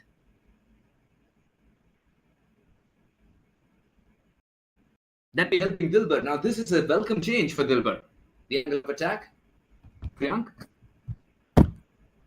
I think he takes a bit of a time to warm up and get into his run and the action and the bowl he needs to bowl. Because it's cold out there, it could be the reason that he's a bit stiff and not being able to bowl the line he wants to, because he's played so much cricket, he has so much experience. But at the same time, he's I think because when you actually go into a professional side, you're always warmed up beforehand. You're always made at least 4 overs to bowl before the game, get your spot bowling through. I think that's what's making the difference here for Dilbar. When he comes into the attack again, you could see the first over was a little bit here and there, and then the second over he came through. He seems more in line, more aggressive, more controlled. He knows what he's doing now. Absolutely. Now that he's nicely warmed up, the engine is revving. Just as we say that, he decides to lose the line. I could be wrong. No. Craig, I'll tell you what, Detroit, if it's got such good cricket, then why not? It's definitely on my cards, and with Mich-CA doing so very well, I really hope to be there as soon as possible. But I'll tell you something, Dilbar is still recovering from an ankle injury. He's not 100%. One of his dearest friends tells me so. You can tell from his Remember, walk. Nirvana He's Yeah. You can tell from Yes, his walk. He's on one side a little bit. You can see when he's walking back to his run up. You can see him just like one foot is not getting the weight that it needs. Oh, that's close. That's close. That's fast. Making every run troublesome. Oh, they've already started to celebrate here, Nirvana CC. This was magical. Everything was under control for the Royal Knights batter Tamid up until this point. The fielder swooping into action, and even before you could say Jack Robinson, a direct hit when it mattered the most. That's the way you get the better of fantastic batters. He's hardly entered the frame, the ball wins the race as it strikes timber. Out by an inch, you could say? No, he was out by a yard. This is a big wicket in the context of the game. Just when Tamid was looking good, looking solid, he'd done the hard yards. He's got to walk. Once again, an action that owes an explanation. That single, which was a struggle at the end of the day, wasn't required in the first place. All it required was a sense of calm. And that is something the Royal Knights haven't found today. Another wicket goes down in this 40-over shootout. It's 79 for 8.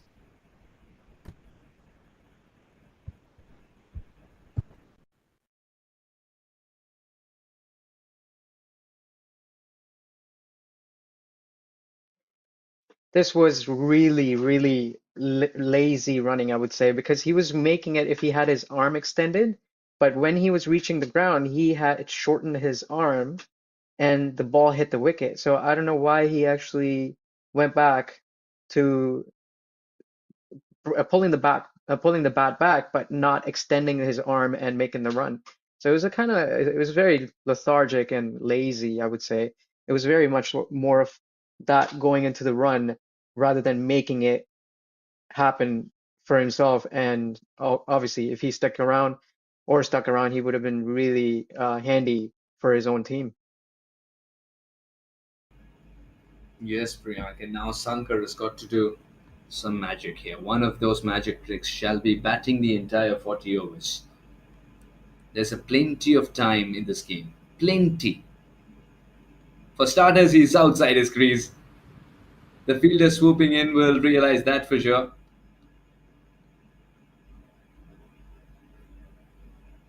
Hasn't played with great intent, but will get the first run.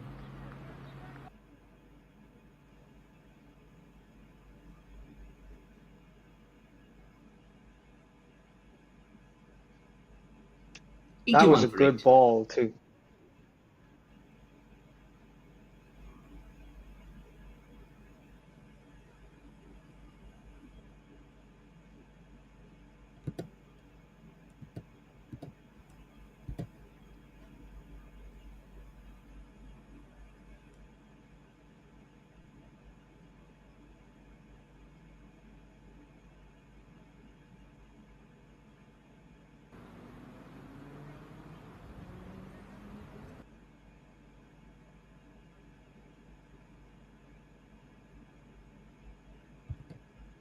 Again, Suhas, Detroit is an amazing city. If you ever be there, if you ever go there, they actually they developed it so much in the in the past 3 to 5 years. The construction, the new things that are coming out, they look really good now. It's growing. It's fancy. It's elegant. The elegance is coming back. Detroit was a little bit of shady place before, but now it's actually been under the government, and they're doing a really good job in refurbishing and constructing new things where it would look elegant for uh, vacation people who are actually just, foreigners who are coming around. So you should come through whenever you can, and then hang Wow. out. I'll definitely make it a point now, Priyank, now that you also give me another reason to come. Thank you so much. And of course, cricket would be in my itinerary for sure if I'm there. But of course, also looking at the Guardian building, getting a glimpse of the campus, Mercius Park, the Eastern market, doing a little bit in the Eastern market. These things would be on the cards too. Spin for the first time, and a lot of spin already from Farzan. We were talking about under 19s of Pakistan. We talked about Dilbar. Here is his mate Farzan.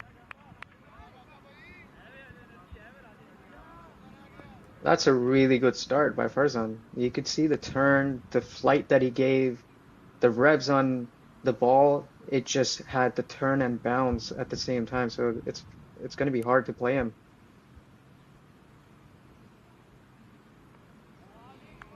Oh, good delivery. He's found his mojo right away, Priyank.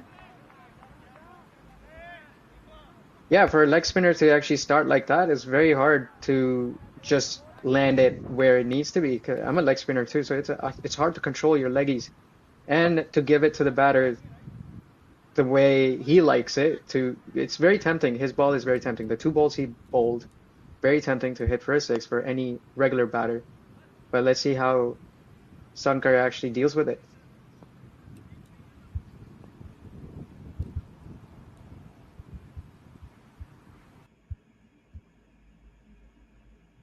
He decided to go full throttle on this one on the leg side. Just slightly short, but I don't think he's got a run to show for it. Sankar. But Sankar is suggesting with that shot selection that he's not going to hang around. If it's there to be hit, he will go for it. Raja Fazan Khan, the 30-year-old from Lahore, Pakistan, now plying his trade in the US.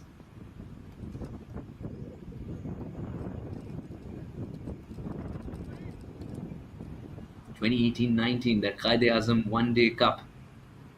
Around this time in September, very different conditions. And then we saw him in Lahore, Qalandars. Similar story as his mate, Dilbar.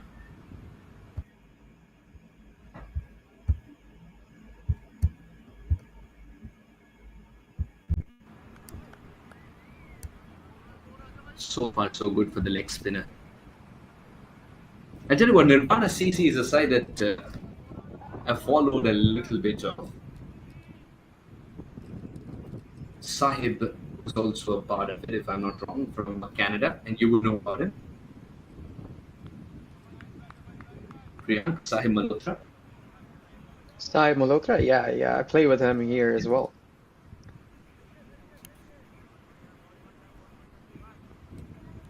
He's a very tall leg spinner. It's very hard to really know what length he's bowling. And tall leg spinner, tall spinners just himself is very hard to pick rather than the short one. Because whenever you come into a game, you see a tall guy, you're always predicting that he's probably a pace bowler or a quick bowler, and then all of a sudden they come in with a spinning Yeah. ball. He's also difficult to pick because he's got that slider and he can bowl quick. He can sometimes make you believe that he's a fast bowler, Sahib Malhotra. And he's got the variations as well. I mean, you yourself as a leggy will keep the chat alive. 17 gone, 82 for 8. You yourself as a leggy can tell us how important does your stock ball become when all that the batters are predicting is that you're going to bowl a good googly because you have one.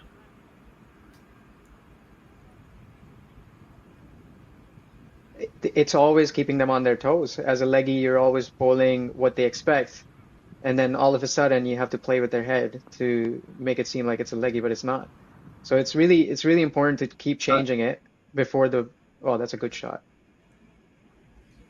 That's gone for six. Terrific shot. Yes, I think it's gone the distance as well. For the first time, the ball gets to taste some sky against the run of play, but Sankar is not hanging around. What a shot this, Priyank. Sankar is really taking charge, or is it Tamid? Tamid took the charge. So Tamid really went on it, Tamid, and he was on it. He's like, we need score, and last two wickets, it's might as well just go for it, because if they lose the next two wickets within the next 12 runs, it's not gonna happen. So he's like, let me score a half a dozen out of that, and make a little bit of fighting score for the other team.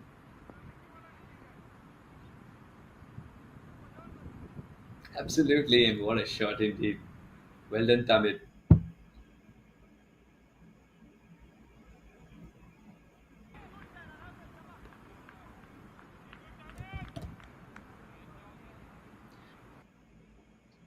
So far, Dilber's been It's the a most expensive bowler.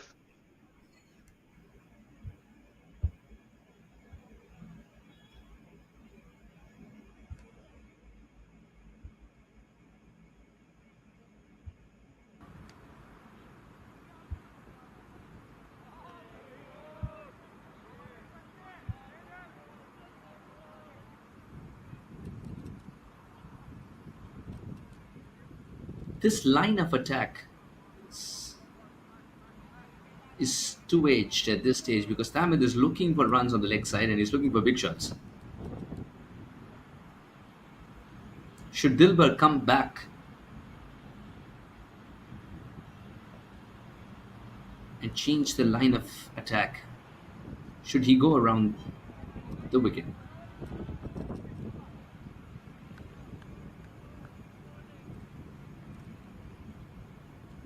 I think if he keeps bowling that length, they might need a slip there for Sankar because he's a new batter and Dilber's pretty quick for him. So if I was the captain, I would have kept a slip over there and then bowled the same line he's bowling. Right. He's coming around the wicket and somehow has not succeeded much in troubling the batter. End of the over, 7 runs away, 89 for 8.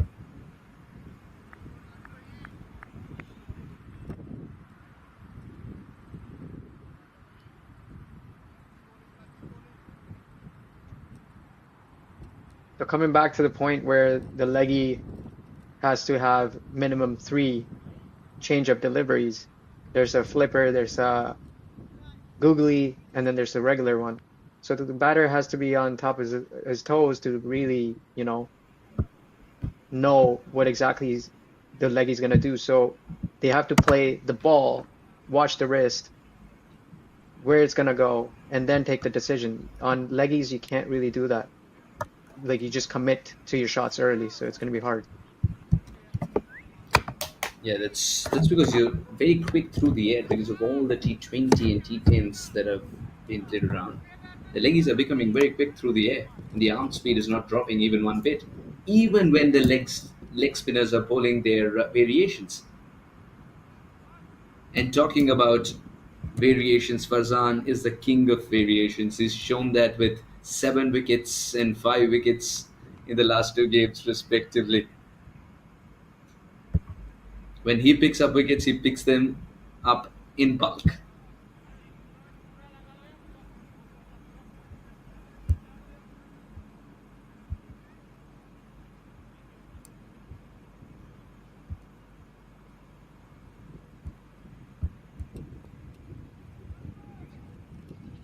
Slip awarded by the captain.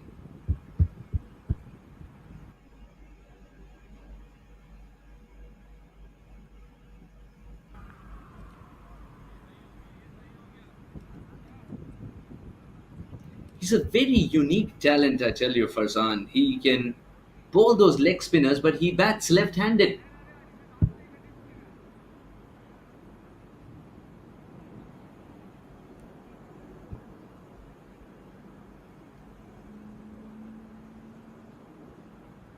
Slip moved in closer.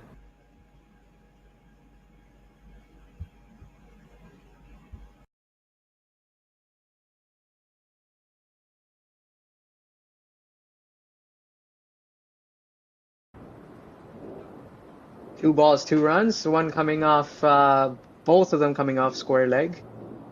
So the score is moving, but they need to stick around. I don't know how long these last 2 wickets can stay, but we'll see how it ends up for Royal Knights because right now they're in complete danger. They need to stick around for a long time. It's only not even half of the innings yet.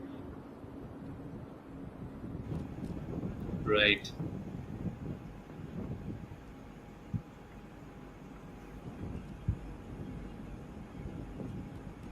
The captain's thrown the ball to Farzan to put the finishing touches to this innings, and he's bowling attacking lines. You've got to play at it as a batter here. The ball's pitching on the middle stump, and it's asking a question whether it'll go towards the off stump or the leg stump. Because he can spin the ball both ways, Farzan. You've got to have a very close watch on how he is releasing it. As Priyank puts it yesterday, leg spinners are best with good wrists.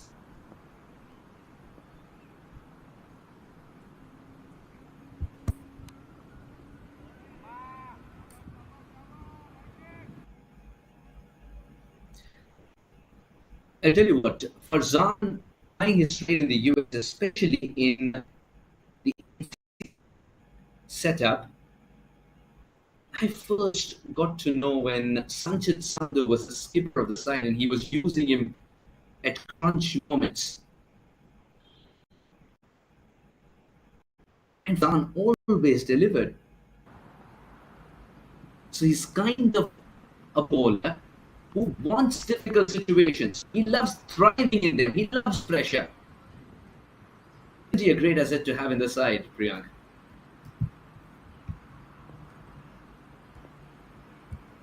He is one of the best guys actually on the team, and he's doing really well with tempting them with the flight and trying to get them to hit. And I think when second or third ball he went for a googly or a flipper where he went wide, where he was trying so hard to get the wicket there. But I think he doesn't need to change anything. He just needs to keep that line and length. This one that was great. I think that this is what he needs to keep. All 6 deliveries. If they hit from there, they'll hit. You'll get 1-6, but the second one that you bowl right there again, they're probably going to go defensive again and not give away the wicket. So I think he just needs to stick around for just that one variation, maybe have a googly on the 4th or 5th ball, and then get a wicket from there. Interesting, really. So you're going to sequence your googly accordingly.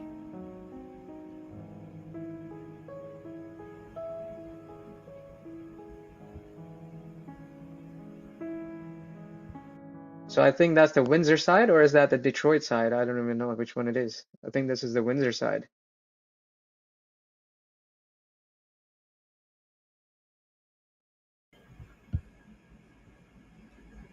It's got the Canada flag. It's Ontario, Canada.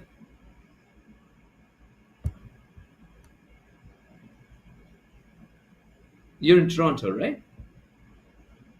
Yes, I'm in Toronto, and this view is one of the best views I've ever seen on a border. You just have a river in the middle. Oh, that was close. That was really close. That could have been the best view that Dilbar would have seen all this while. That was a very close call indeed, Priyank.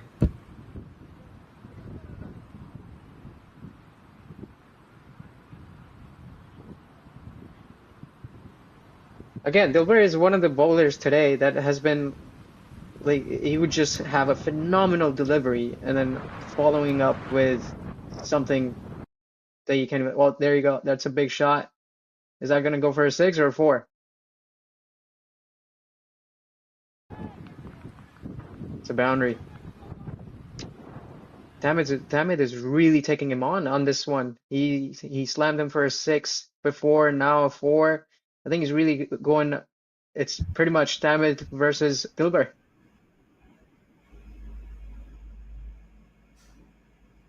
Yes, Tamid assuming responsibility here. Becomes the highest scorer of the Royal Knights CC in this game. Oh, well, that was nasty. That was nasty. The keeper thinks there is a shoulder of the bat to it.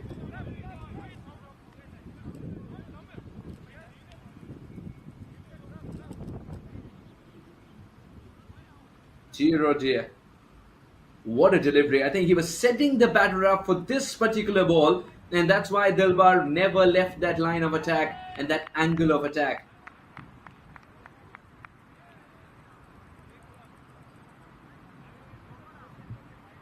I didn't know you could still take review.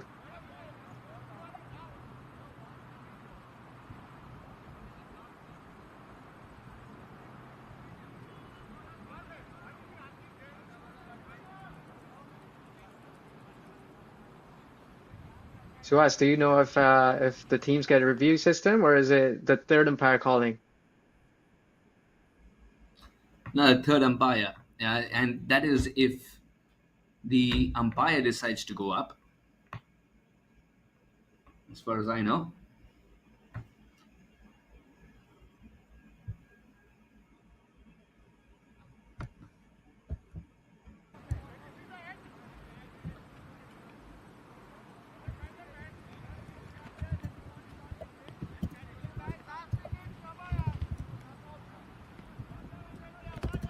Oh, they gave him out. So that was out. That's a good wicket for Dilbar.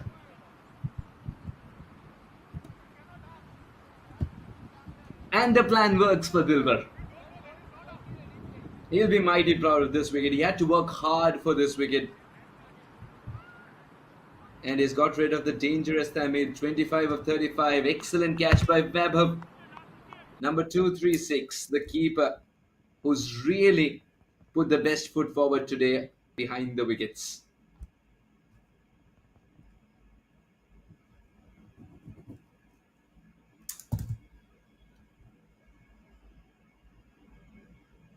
Oh well. Oh yeah, there was a Nasty. deviation, a little bit of deviation there. You could see it.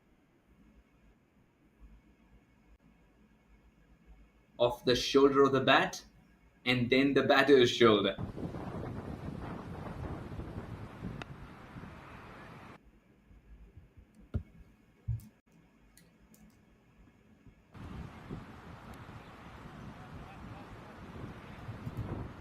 Can Dilbar provide the finishing touches? He's got a good Yorker, he's got a good slower delivery.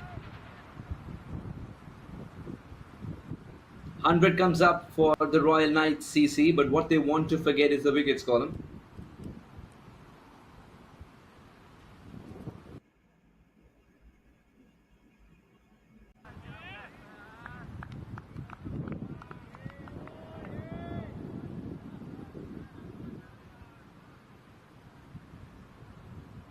Priyank, these are challenging conditions to bat on for sure. There have been a few demons we've seen on this matted wicket. Some spots where the ball decides to kick up and kick up rather not so gently. Successful over comes to an end from Dilbar. We'll keep the chat alive. 100 for 9.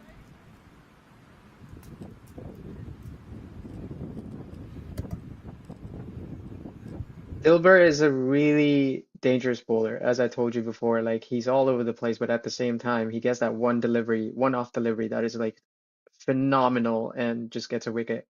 I think he's doing a good job for the team uh, in regards to taking wickets. In regards to getting the runs, he's going almost 9 and over. So that's going to be a little bit to look at after when they're done their fielding or they're coming back to training off season. A lot of people like Dilbert are actually just all over the place, and then they come in with a great delivery and get a wicket for the team. So I think there's something to work on that they can look at. But other than that, all the other bowlers are doing amazing for the team. They've gotten 2 wickets each. And who's winning right now? Because we said there was a tie between all of them. So who got the most wickets?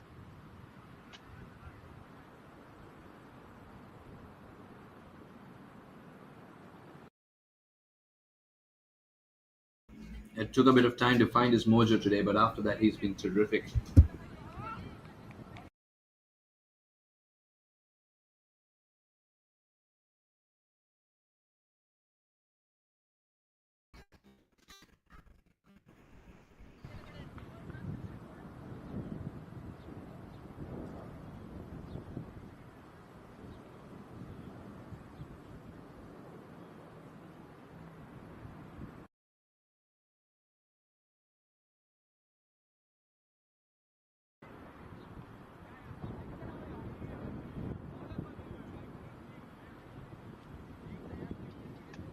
So Suhas, what do you predict the score is going to be?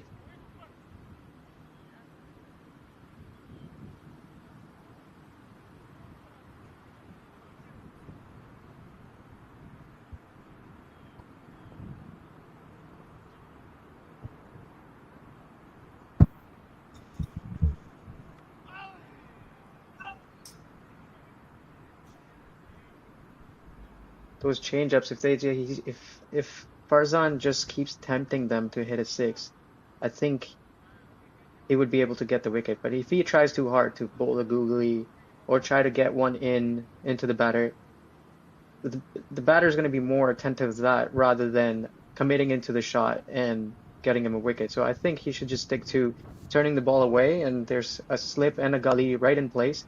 He could get a wicket there. Do you want more men around the bat here as a leg spinner? Perhaps a silly point? A short leg? You name it. Are you looking for more men around the bat? Last wicket to go. Why not? Priyank?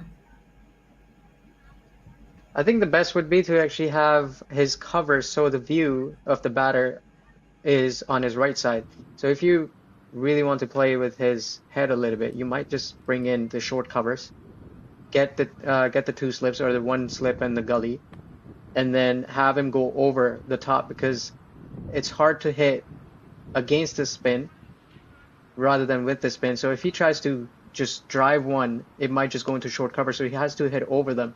So that might play a game with the head of the batter, and then from there he could give the wicket away. But right now it's just Farzan is trying so hard to get one, so he's really putting the effort in bowling it quicker or slower. He's trying everything, but he just needs to stick to one thing. Six balls need to be just going away, right in the line of the middle and leg stump, pitching in that line, and then going away from the batter into the slips. We've seen a couple of cross-batted shots as well. Does it tempt does it tempt Farzan here to stick to what exactly you said, making the batter play at it on the front foot then?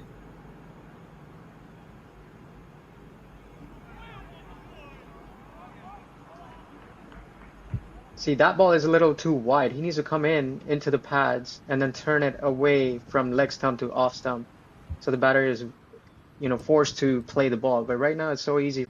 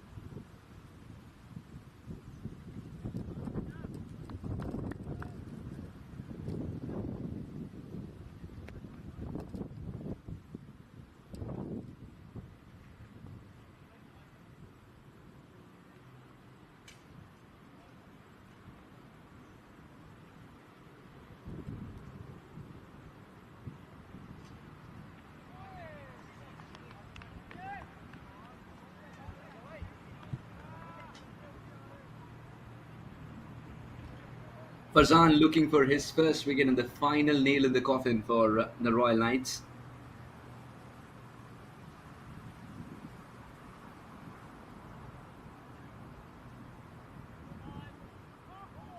Oh, no ball. He's got to be careful of that front foot, Farzan. And the hooter suggests that it's going to be a free hit.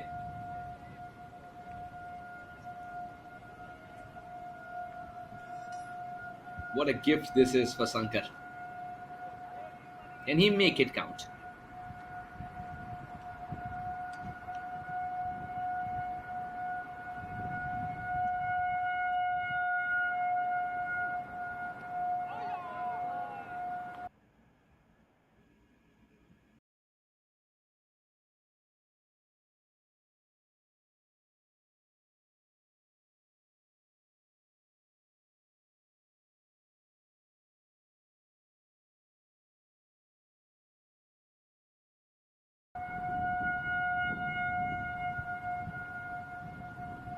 No ball indeed. Good call.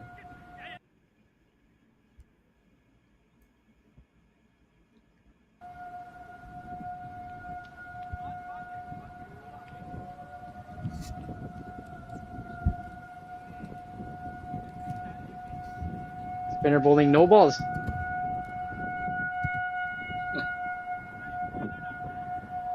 A I think quick spinner to bowl one. Farzan.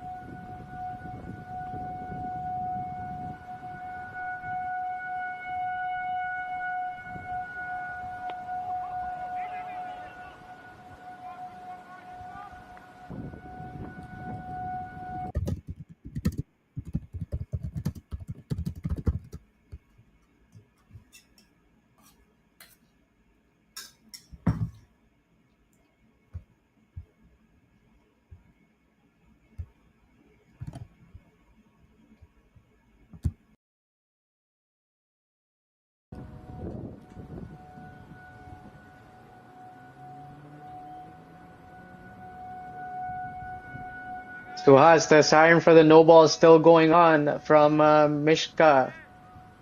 It's pretty prolonged siren, just like the IPL. That's because it's Nelson, right? And Nelson's supposed to be superstitious. Oh, a direct hit would have made things very interesting. Yeah, it's a pretty long siren, but I'll tell you, the timing of the siren was such that I genuinely thought it's for the no ball. Dear, oh dear. Something similar happened when we were in Fort Lauderdale as well, playing a game, and there was a siren that wanted to suggest that, hey, listen, thunderstorm around, so go back in, don't stay out, don't stay out there. But we thought the siren was for a no ball.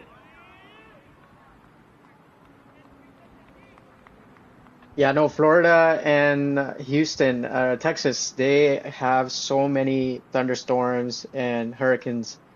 You can imagine, like and I've been in one in Houston. Man, the cars couldn't go by. It was all flooded, and it was a view that you don't want to see and you don't want to be in. And most of the city just shuts down. There's nothing going on, and it's a great experience to see it, but at the same time, you don't want to be in it.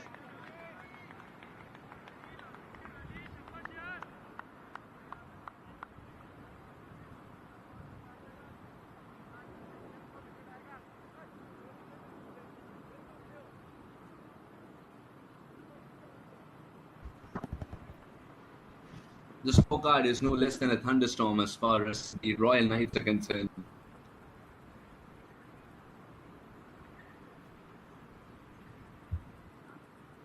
I think it's to the verge of flooding.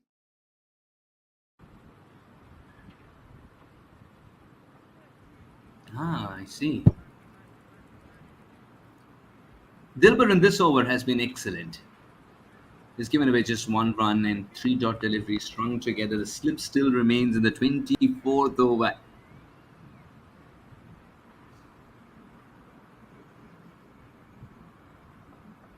Sankar is scoring a run for every 5 balls that he faces. Oh, that just almost clipped the leg stump. It was a great ball. Dilber is showing his class, isn't he? I think he needs like 4 overs or 5 overs to warm up before the game and then come into bowling.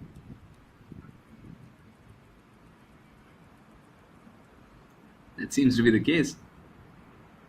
Very watchful there, Sankar, doing the right thing, not fiddling with it. 24 gone, 1 2, 1 1 2 for 9.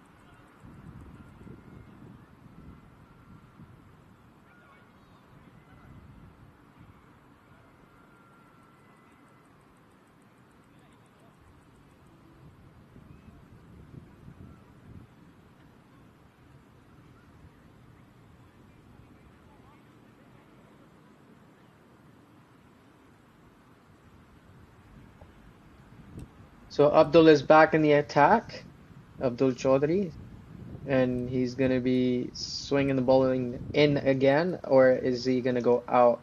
Let's see what he brings into the team and can get that last wicket, because this one is it's taken too long to happen after Santosh. So really need to get this going, and Nirvana can actually win this game.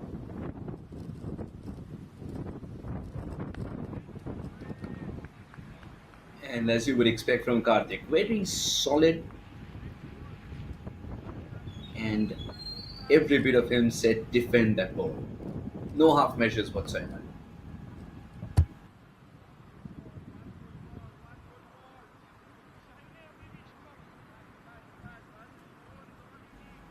Slip fades away.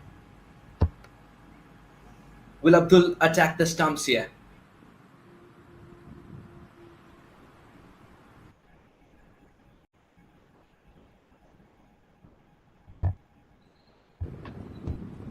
Suresh, do you think that T20 cricket is really making an impact on the thoughts or the mental aspect of the batters and the bowlers and the fielders? You know, they're trying to keep games. What do you think? How does it impact them in 40 over game? First of all, 40 over game is a breath of fresh air, I tell you, with all the T20s around. And we've seen 50s as well, but to see a 40 over game is magical in itself. And yes, the impact of playing a longer innings to fight it out, to dig in and bat through adverse conditions, the testing of the technique, all that is quietly evaporating from the game, because even in test we're moving towards a baseball era. So T30 is a breath of fresh air, T40 is a breath of fresh air, and this is where the game sort of mends itself once again. And that's exactly why you see the batters struggle, but every run has a little more value in the mind of the batter. Because sometimes I tell you, you meet a batter who scored the most fluent of centuries you can think of, even in the shortest format of the game, but he'll tell you his favorite innings is a gritty 30 that he played while grinding his teeth in a difficult condition with a bowler on top of his mark.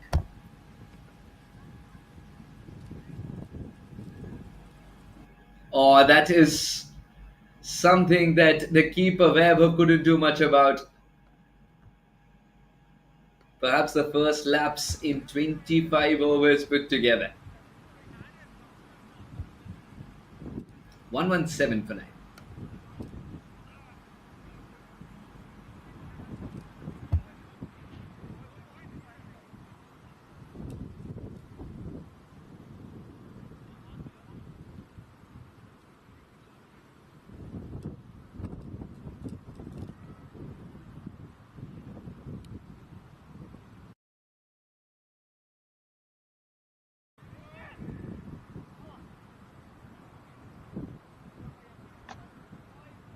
I think T20 has built a really big impact on cricket and T10. Now it's like you said, the value of the ball, like the delivery that is that is being bowled to them. It's not as important anymore as it could be in a 50 over, 40 over, or a test game. You hardly see any 40 over tournaments or 50 over tournaments anymore. It's mostly T20 happening and T10s. So batters with skills, with talent of techniques and how to build an inning is coming to an end. It's more of a power, explosive hits that makes people get bigger contracts and go into T20 tournaments.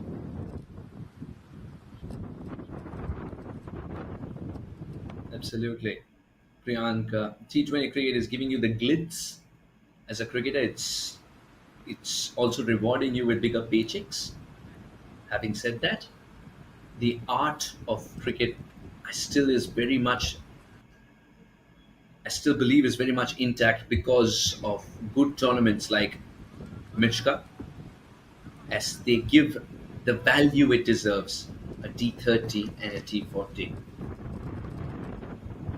while also sticking to the T20s. So the range of cricketers that they develop, absolutely magical, and that's where kudos to Taifur Rahman, the chairman, Hardeep Singh, the vice chairman. It's the vision that is being carried forward. Sort of permits to Iftikhar Ahmed as well, Ravi Chalanti, the treasurer, everybody. Praveen Chaudhary, the secretary. He's been so supportive of cricket of different formats. And when you have visionaries in the right place, then results follow. And Mich-CA T20, T30, and the successful T40 is very much the result.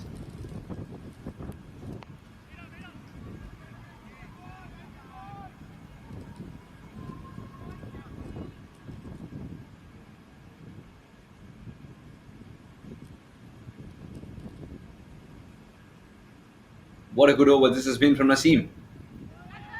Oh, well, that's the closest that Nirvana CC have come to getting a wicket in the past half an hour. 26 gone, 117.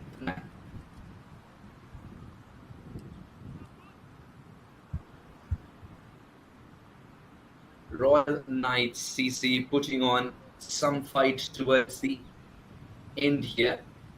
In terms of time, all the 9 wickets fell rather quickly. Quicker than this stand between Sankar and Karthik is what it feels like. They were struggling a couple of times. It beat the outside edge, was inches away from the outside off, inches away from the off stump rather.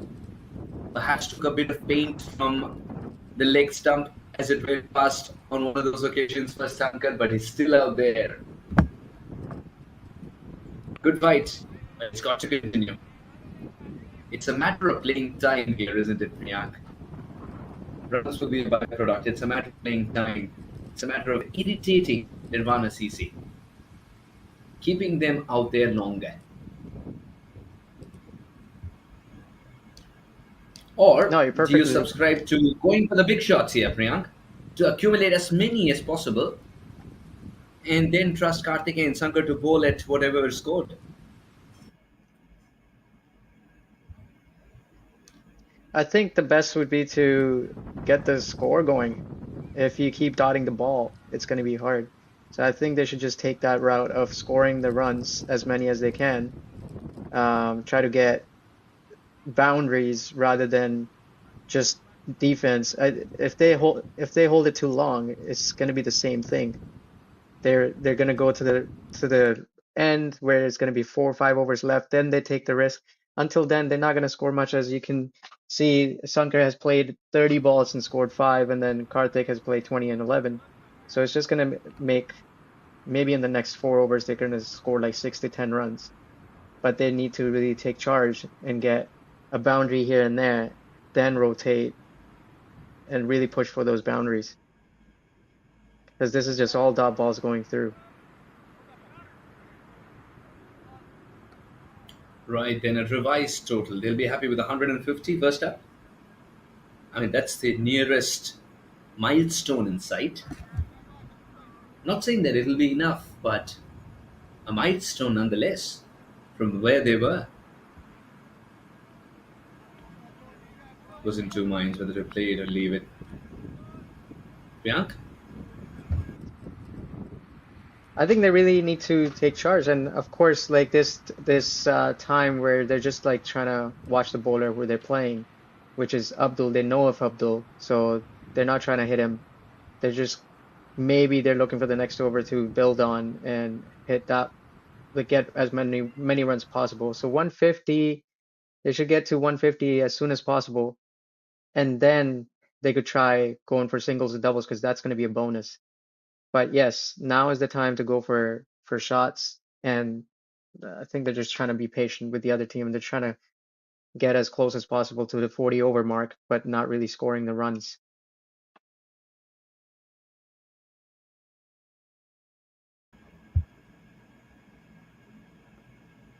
That was a good shot, but didn't deserve the run because the fielder was quick to get to the ball.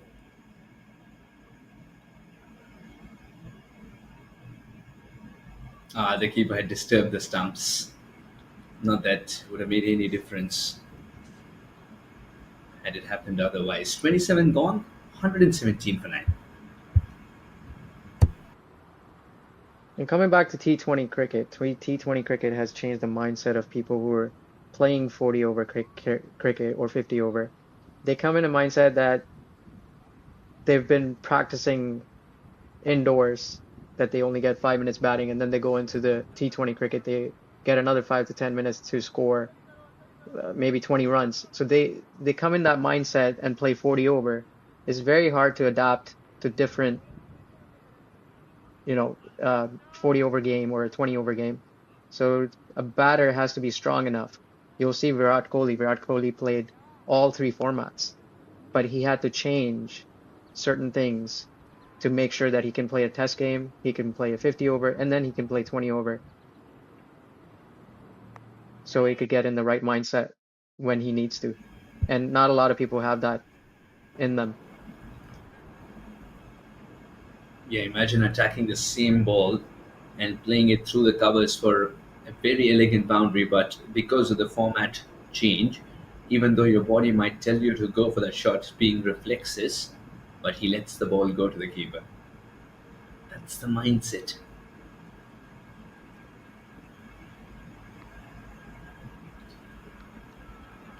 All right, Farzan. Does he have the one that skids along? When the batter is trying to play for spin, it doesn't. That can make the batter a candidate for LBW because he's targeting the stumps now. Farzan. That length is not going to help him.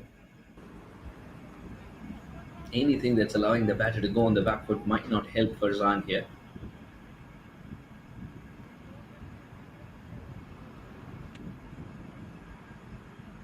He needs to, the first two deliveries were way outside off, so he needs to really focus on getting the deliveries to pitch in the line of the leg stump. Has to be in the line of the leg stump for a drive where he could just get a cotton bowled or get it into the slips.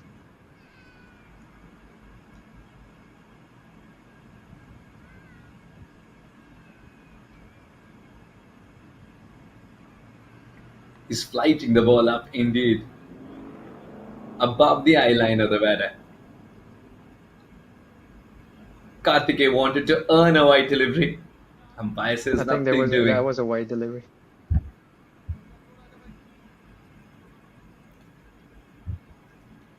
Lucky Farzan then. This one is. You see what I'm saying? So he actually tries a slow one, but he's not in the line, so it's not working. Then he goes for a fast googly that goes wide. So he's really pushing it. He's trying too hard, but rather than just keeping it simple and hey, I'm just gonna flight it and just gonna turn it. That one was a really good one. But if it was in line, it would have hit the wicket. Indeed, anything that's not on the wicket is not a problem at all for Karthik because he's quite content not negotiating the ball at all. Because he's playing the game of time here, not runs.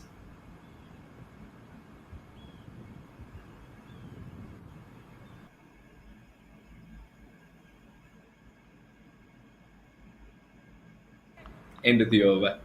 Farzan has sprayed the ball here and there in this one. 118 for 9.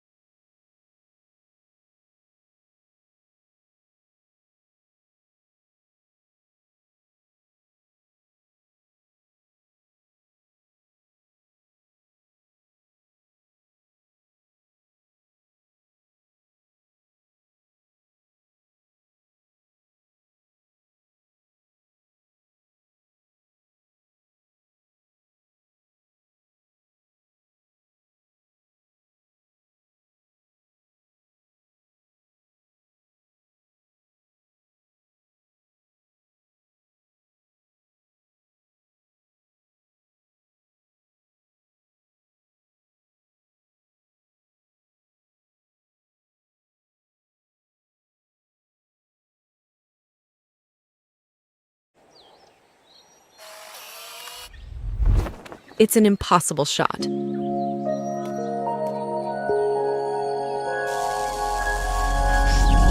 Sometimes creativity and innovation are all it takes to achieve the impossible. Yash Technologies, more than what you think.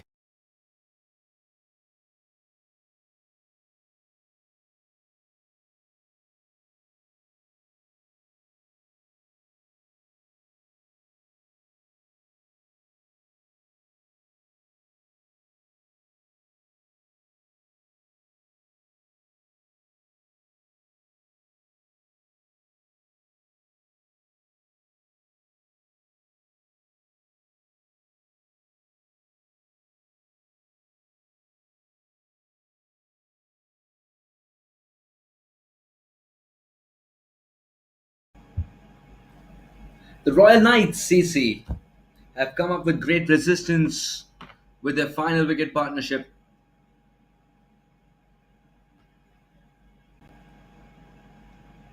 And Nirvana CC's Haider Bhatti is looking for that bowler with a golden arm to provide that final wicket.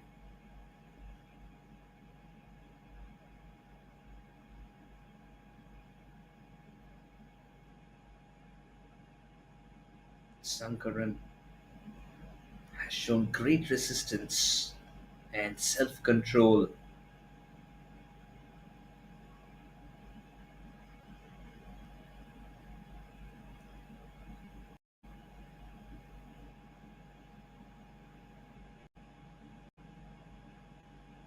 That's the upshot of the game so far. 35 Tahmid was looking good when he got out.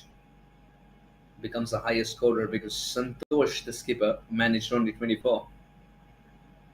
It was an exciting 24 indeed, and when he was battling the demons on the surface, the ball was moving a little bit, the skies were very different, more cloudy than sunny. And Karthikeya very quietly has made it to the. And Dilber's 3 for 53 becomes the highest wicket taker thus far. Dilber, yes, the most expensive as well, as he was leaking runs, but once he found his mojo, it was very difficult to stop. Abdul's picked up 2 wickets, Naseem's picked up 2 wickets. Operating in the power play, Abdul and Naseem did a terrific job.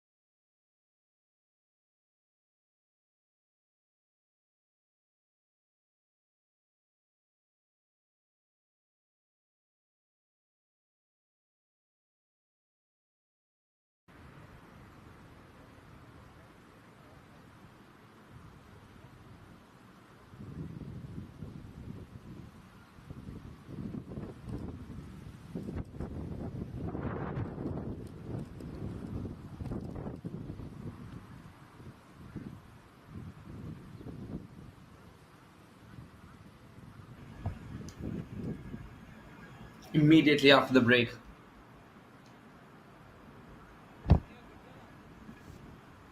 Captain decides to get Mohit back into the attack. He's bowled 3 overs this far without a reward.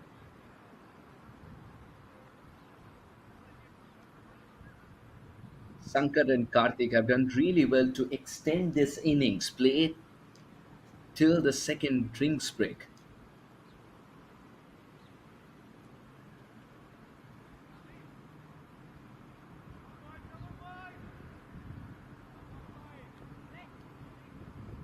First ball after the drinks break.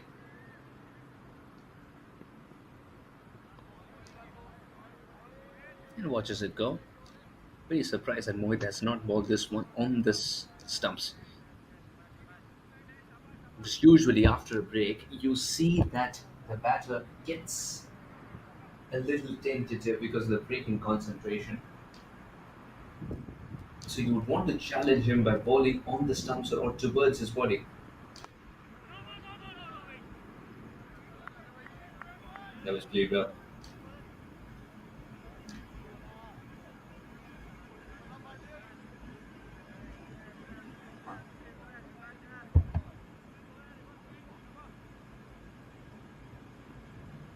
Didn't we see a change in pace here from Mohit?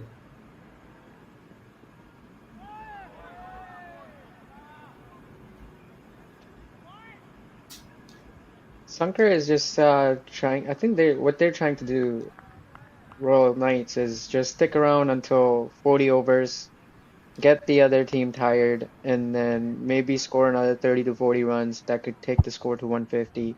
So they would have something fightable and defendable. So I think that's what they're trying to. Oh, that's a close one. That's a close call, and that's out. That's out.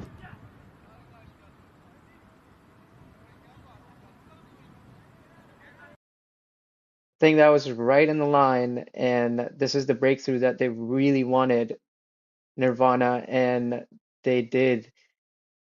This pitched in line, going right into the middle stump.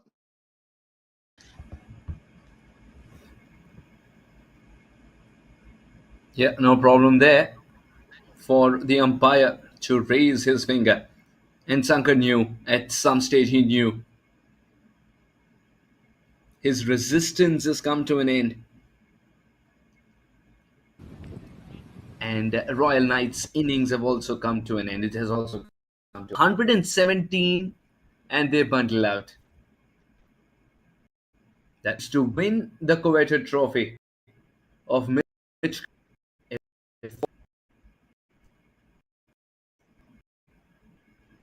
Nirvana CC, 118 40 overs. It's been a tremendous display of skill and class who has because the opponents chose to bat first, but they didn't mind it at all as the skies were supporting them. The swing was on offer. Despite Tamit's 20 and Santosh's resistance of 24, 18 is all that the Royal CC were able to manage. Nirvana CC now believe, after Dilbar's 3 for 53 and Abdul and Naseem chipping in with their 2 wickets each, that 119 is a subdued total on this surface, especially when the sun is out. Will that be the case? Will it be a straightforward chase here for Nirvana CC? Or Priyank, do you think the Royal Knights CC have an ace up their sleeve as well, and they're not going to make it easy? I think Nirvana is going to try to fight back as much as they can, but that this is a very low score for Nirvana. They should be able to get it. I think Royal Knights is really in danger to not lift the cup, but if anything, they could try. It's cricket, anything could happen. But at this stage, Nirvana is on the top. Absolutely. It's been a prolific bowling performance, and if they can replicate even half of that with a bat in hand, 118 is not too far away. This surface did have some problems, especially in that good length region. If that can be exploited by the Royal Knights bowlers, then we're in for a treat. Otherwise, could be a straightforward chase. Would that be the case? Or because it's the grand finale, it'll be a battle of nerves as well? We'll find out as we're not too far away from the reply of Nirvana CC. 118 is the magical number to lift the coveted cup. Don't go anywhere. The run chase coming very soon.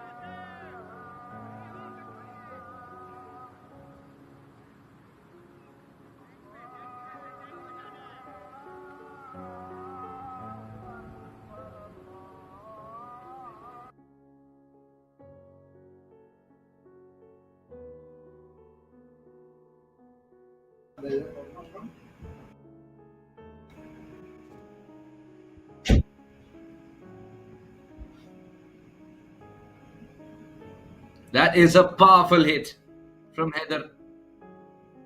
Captain doesn't mince his words while ensuring that his orders reach every player. And there was a fielder in the deep end. Karthik needed more support. He's got a sledgehammer. Haider Bhatti uses a lot of power.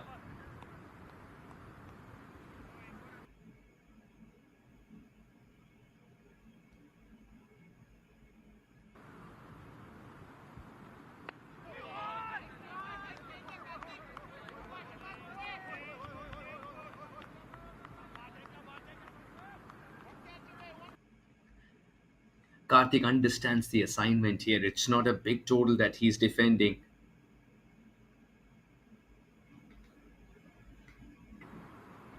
Just cannot be complacent. Every ball needs to be an event.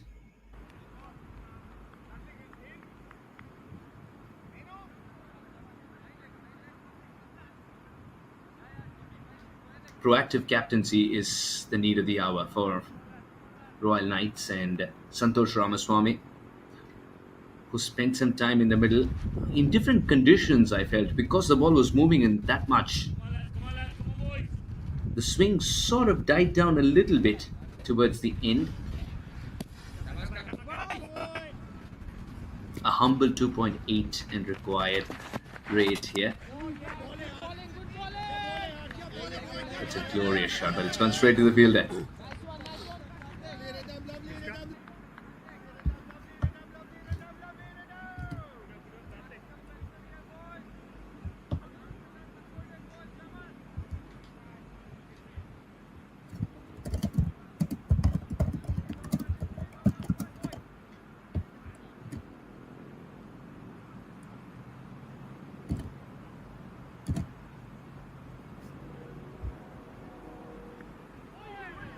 Swing and a miss. 5 runs of Karthik is over, 2 gone, 10 for no loss. 108 still required in 38 overs. The required rate is a subdued 2.8. It's not screaming attack. A couple of quiet singles in every over will do the trick. That odd boundary she'll do the trick. And that's what Haider Bhatti and Chavez would have spoken. And along with that, they would have discussed the importance of attacking the right balls in the first power play, the first 8 overs, where only 2 fielders are allowed to patrol the boundary rope. I'm Suhas Vedam, joined by Priyank. Very warm welcome, Priyank.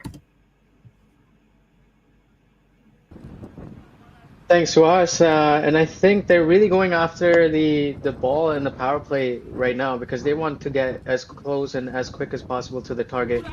And they're swinging hard, just like this one. They're going to try to run 2. Good fielding. Well done, good cutoff. And it's in their head. They just, I'm pretty sure they sent the message to the batters, the opening batting, that get as close as possible, get about 60, 70 runs in the power play, and it becomes easier after that. So they want to finish it ASAP. That's what it feels like, and they want to do it within like the first 20 overs.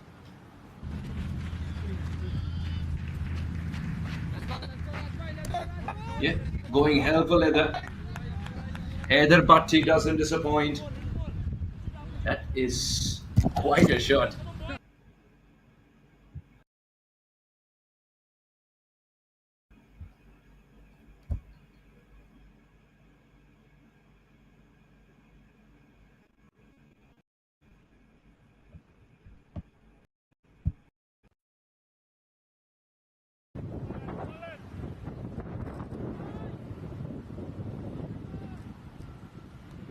Haider Bhatti has got a very distinct style of clobbering the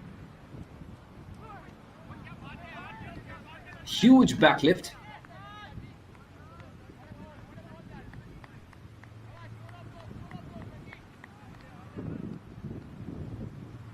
It's amazing how he just wants to hit everything out of the park, and he swings it so hard that he can't wait to get as close as possible and to the target and win the game. Because I think that's what he's there to do right now. Because he just doesn't want to waste time.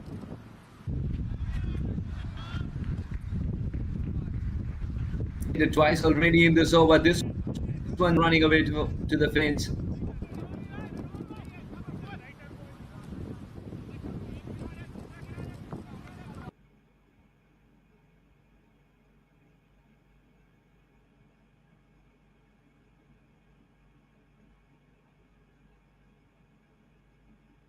Priyank, what a shot this is.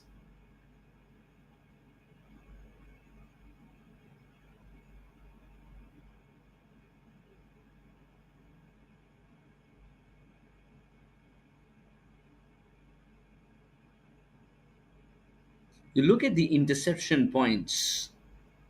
He stays inside the crease. He's not someone who's standing outside the crease. He stays inside the crease, and almost when the bowler delivers the ball, he comes outside the crease. And he's a tall man. He can cover the yard quickly. Not a bad option from Raj here to follow the batter.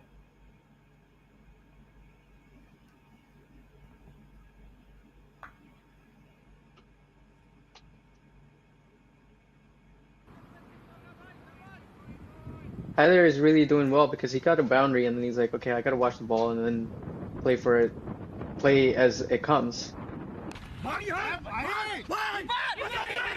Confusion. Oh, Confusion. misfield. Oh, I think either is telling him, I am the captain, let me call. Nah, just kidding. He thought there was a single to be taken. Shawaz did not move an inch. Priyank, this could have ended dangerously for Haider.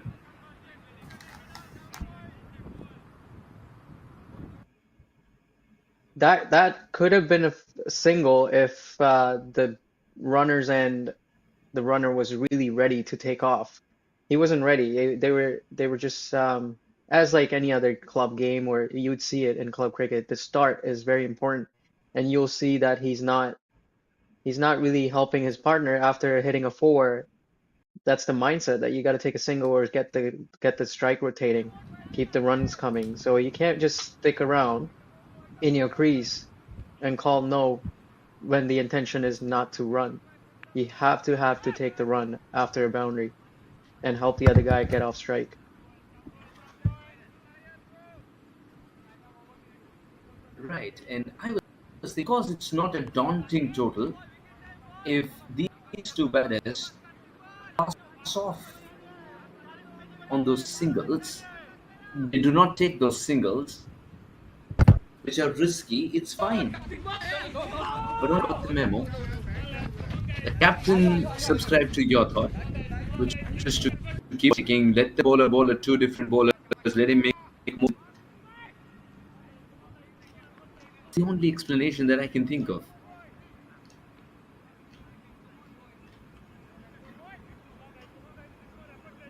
I believe Haider is in a rush right now to actually score some runs, and he just get it over with already because the score is so low and they don't want any pressure to the next batters.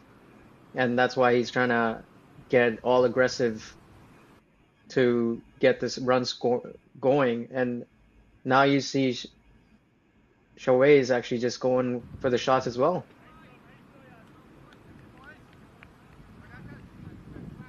Absolutely.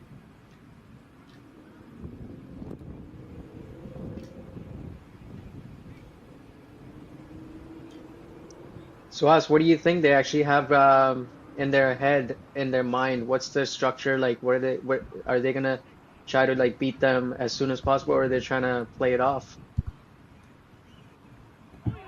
I think you were right. Target the first 8 overs, accumulate as many as possible, knock it off the target, and then quietly tuck those singles and twos away, pick up the bail, and say thank you. That's the end of the game. Trophy belongs to us. That should be NCC's approach here. Whereas Royal Knights are concerned, they've got to make things happen. They cannot wait for things to happen. Santosh Ramaswamy would be tested the most in this game.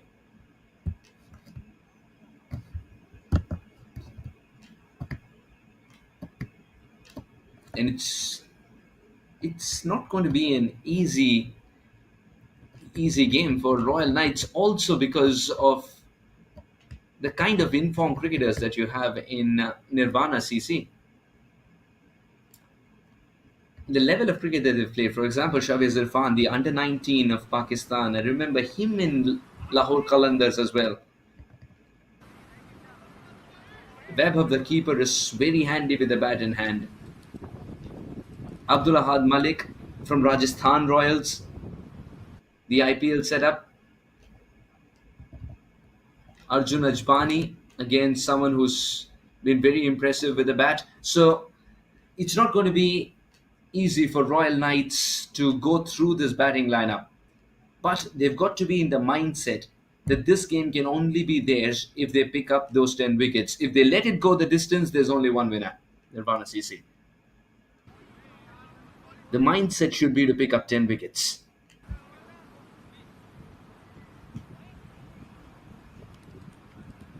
What approach do you suggest, Priyank? Foregone, 26 for no loss?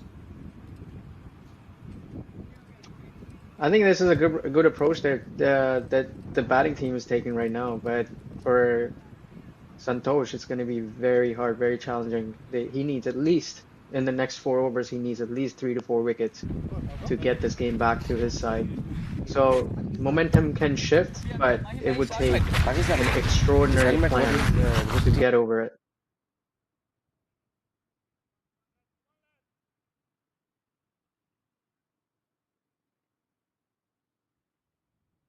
Like even last time, if you notice, when Haider actually came into batting, it was the same single. He hit it into mid-wicket, and then the runner Shawaz had to run no matter what, because the last time it was more challenging and he got scolded at, and then he had to run.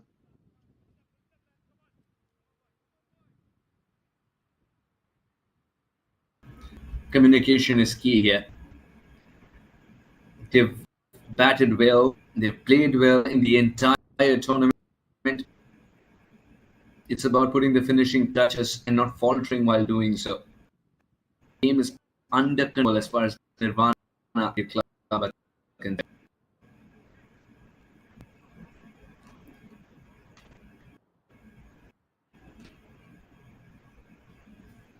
It's still windy out there,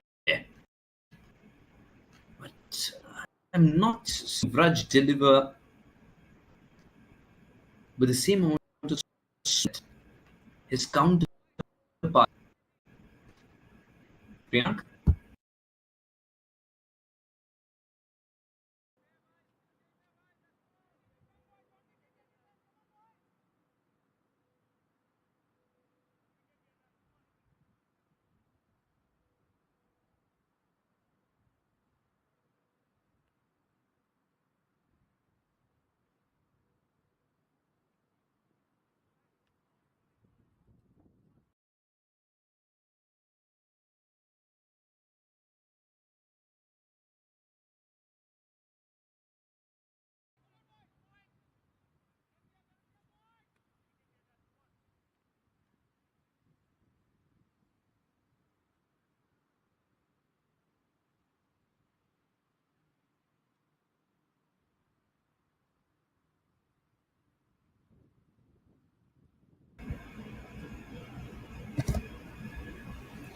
Oh, has given that quite a heave.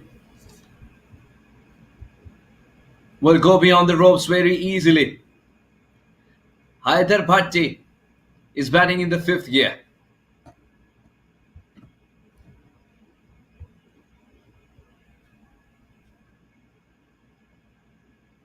What a shot this.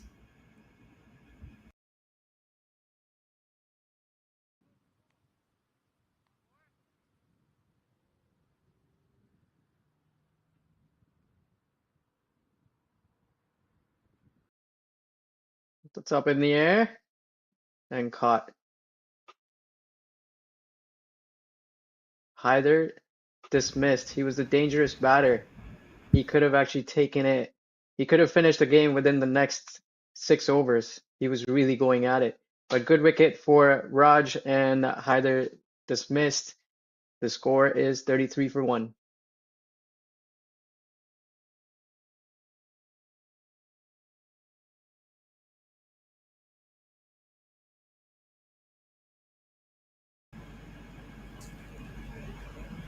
Bhatti has still done his bit. And the Knights taste success with the ball in hand for the first time today. Much required, and they've got to believe that one brings two. 33 for 1.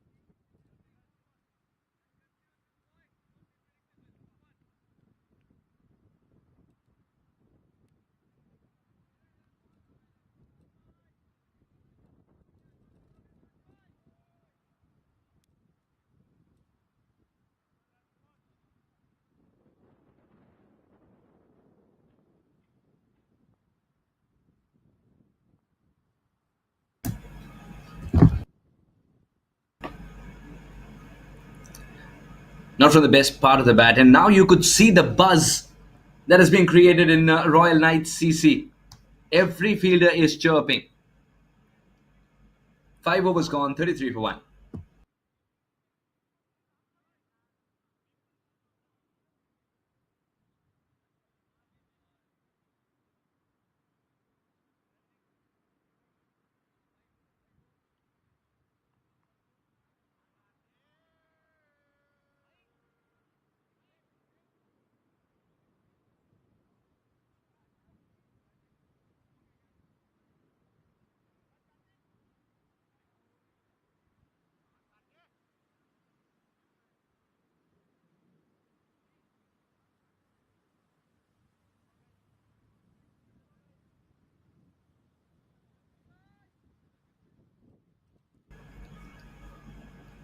$33 for 1.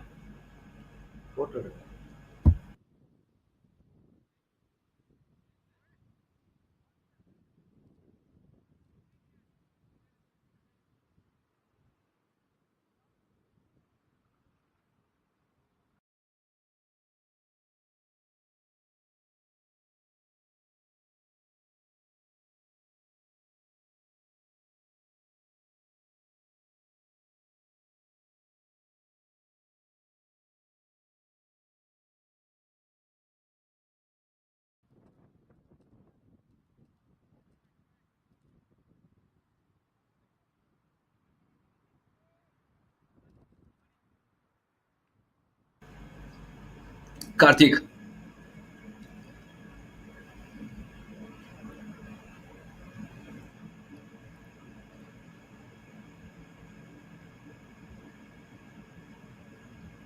We talked about the importance of proactive captaincy here from Santosh Ramaswamy. Now that a wicket has fallen, it's important that he sort of cuts out that single, that easy single that's available on the leg side. Surprising that in the first 8 overs, usually batters go after the bowling because only two fielders patrol the boundary rope.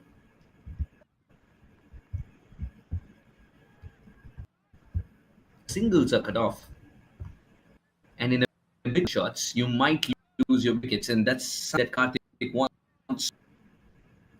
Try and go for the big shot, but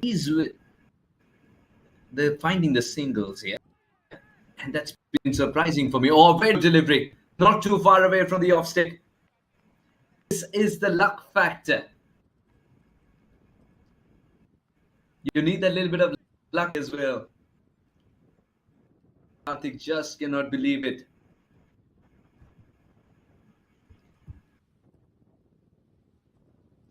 Well, the whole thing is now, can they take the advantage of the situation by bringing in one wicket? Now they're a little bit slowed down. Can they get another? So the whole point of the game now is to actually get first Wants a change in Santosh. helmet.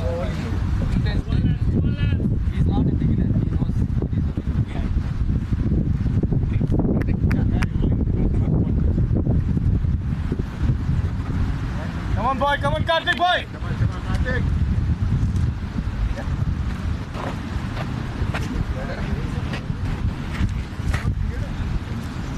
It's getting very windy out there. The hoodies are telling you the story. The flags which are not frowning anymore are telling you the story. Let's go, boys.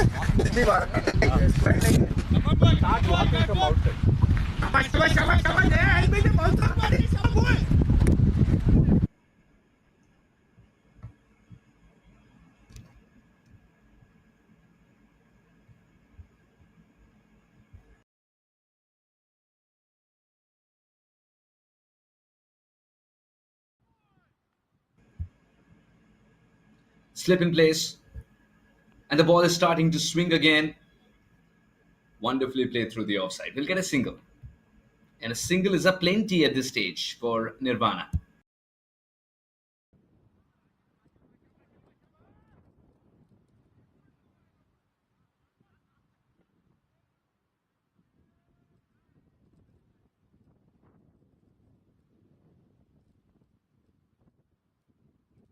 Nirvana is cruising right now at the moment, and after one wicket of loss, I think they're still very close to winning this cup, the final.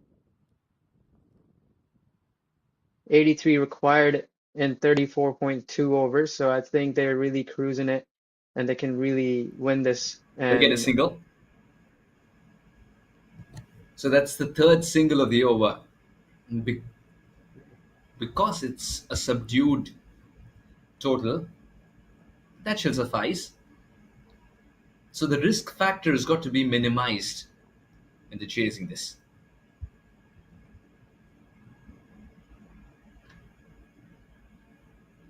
He's been very fluent through the offside, especially in this over. Excellent effort to keep it down to a single because there was plenty more written on it. And now the other run will be possible.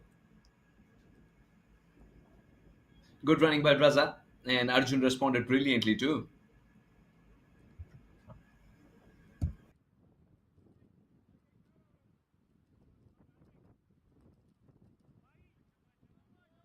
These are the 1%ers we were talking about.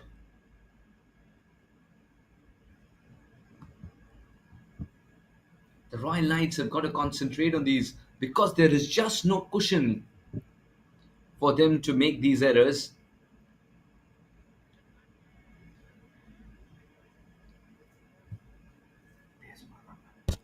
Oh, best man.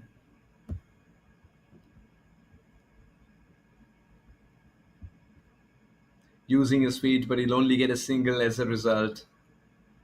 So much risk for that single. End of the over, the very eventful over, 39 for 1 after 6.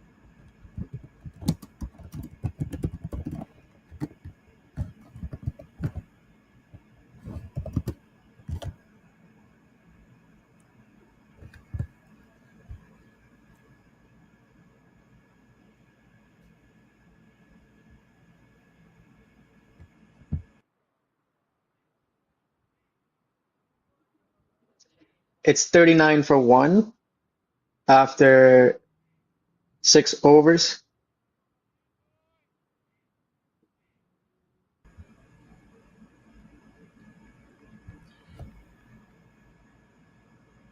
Santosh Ramaswamy would be tested here as a skipper. He's batted out there a little bit, and he understood that the spinners have their own ways of getting wickets on this surface, but the Pacers are the ones who are doing so more often. Vraj. He's sticking with Vraj.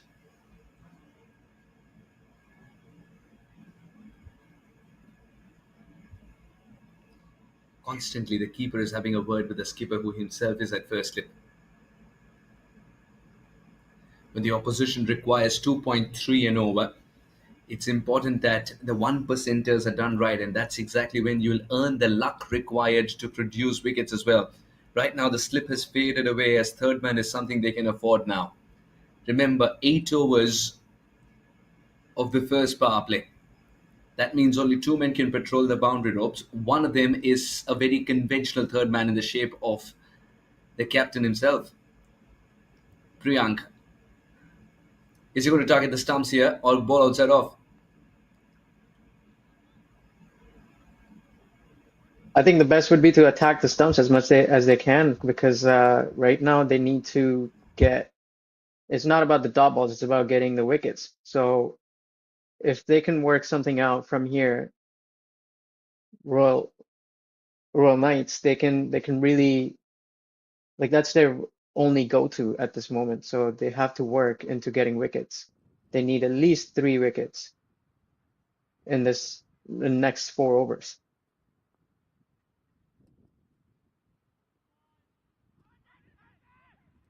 Well, that is a cardinal sin. And it's going to be followed by a free hit. No siren this time, though.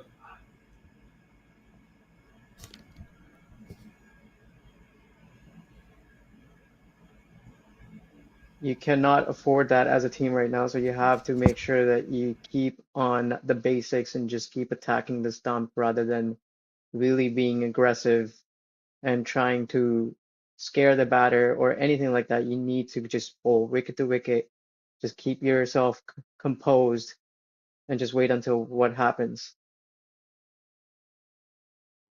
Just let the ball do the work. Now it's a freebie for the batter, and he's a new batter, and he gets to swing his arms, and he's gonna get to make his runs the way he wants to.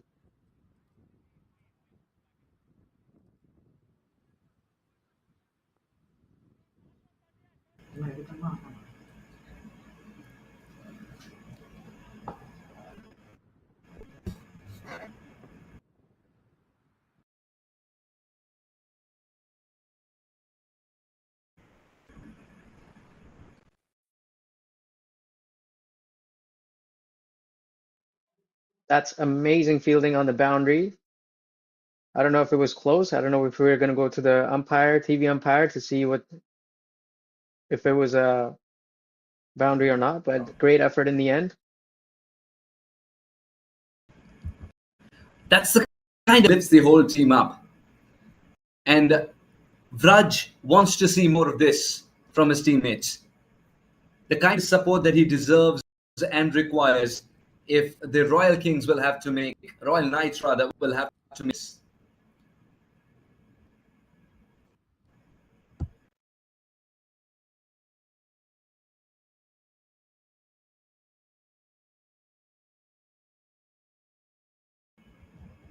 That's a great shot to take a single. Straight drive.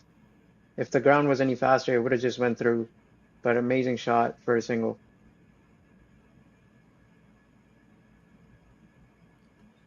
In this over as well, despite a no ball, that fantastic effort on the field is a statement sent to the opposition that the runs are not going to be easily given away.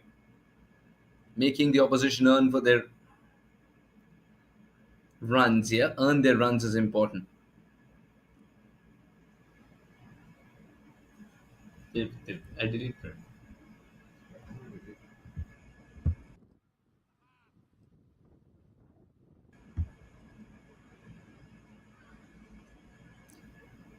The captain is stuck to Raj from this end. I wonder if he'll give him another over. Because remember, he's bowled almost 4 on the trot.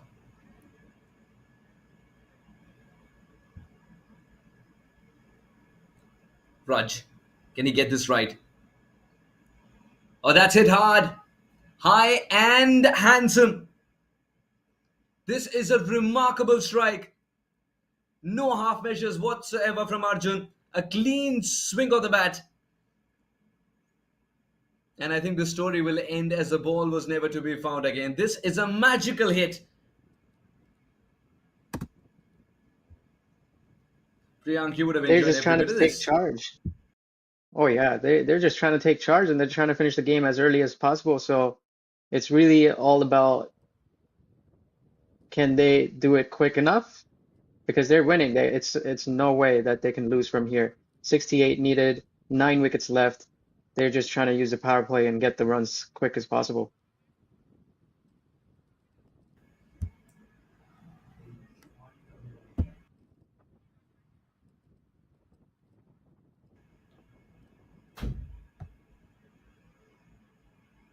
'68 required in 33 overs. Shahbaz and Arjun cannot wait to get the trophy in their hands. And if that has to change, the Royal Knights will have to pull off a heist. Who's the man with the golden arm here? Is it time that the spinners are introduced already? Because remember, this game cannot go the distance if the batters are in murderous mood. And yeah, the captains decided to go for the spinner here. The Royal Knights introduce Abhilash Reddy. And he gets to bowl 1 over in the power play. It's got to be spot on, otherwise he'll be taken to the cleaners. How does Reddy start? First ball for Reddy.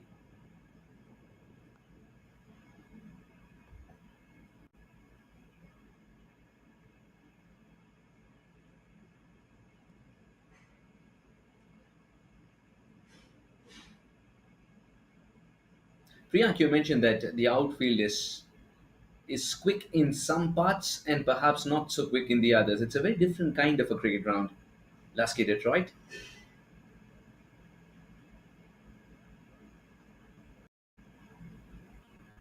I've played many games on this field, yeah, and there's certain parts of the ground that is like amazingly quick, and then there's parts where there's so much grass and the ball stops. But the part my team always puts me in one of the parts in the ground, which is the point region. There's all that patchy grass over there. So for you to field over there is just ridiculous, how someone can actually catch the ball. That's nice through the covers. That is a good shot. Good couple runs added in there. But yes, there's a spot there where it's like dry, uh, dirty, hard spot around point area where the ball, if you hit a cut shot there, it's gonna go travel. So if all the boundaries you've seen around square cut shots, it's off that patch, and it's hard for the point fielders to judge if it's gonna come bouncing off those patches, maybe to your face or under it, or it could just go through. That's a very unique challenge. It's not something that they can practice for, the players. But that's what Lasky Detroit gives you. Yet another shade of why this game is producing the best players when you look at it zoomed out. This is going to be for authoritative stroke from Arjun, standing tall, getting on top of the bounce. And Abhilash Reddy is reconsidering his decision to bowl outside off.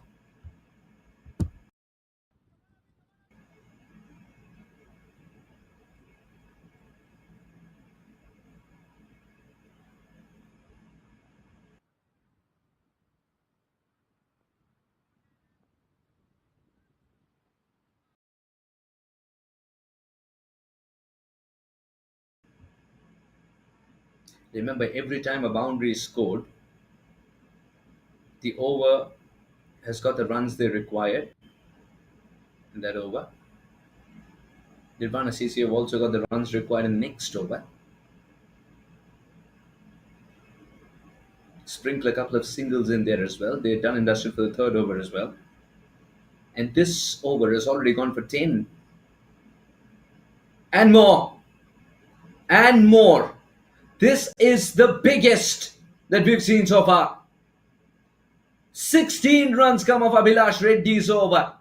It's the end of the first power play. Nirvana roared to 66 for 1.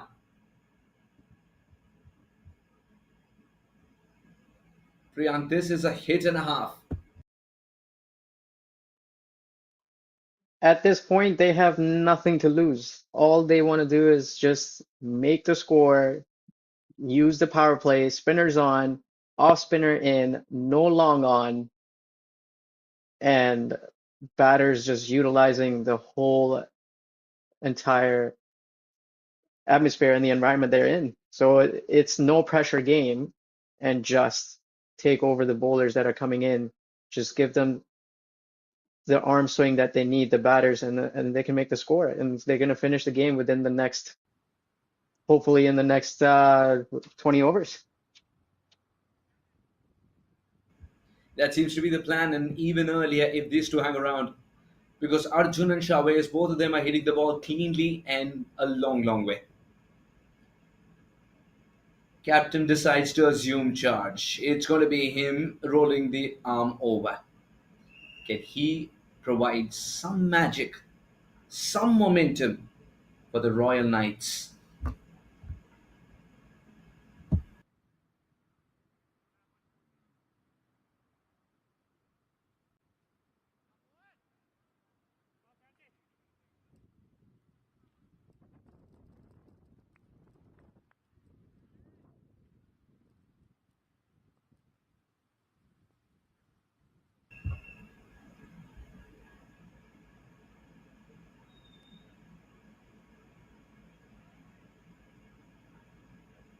All right, Priyank, it's time to wear the leg spinner's hat once again.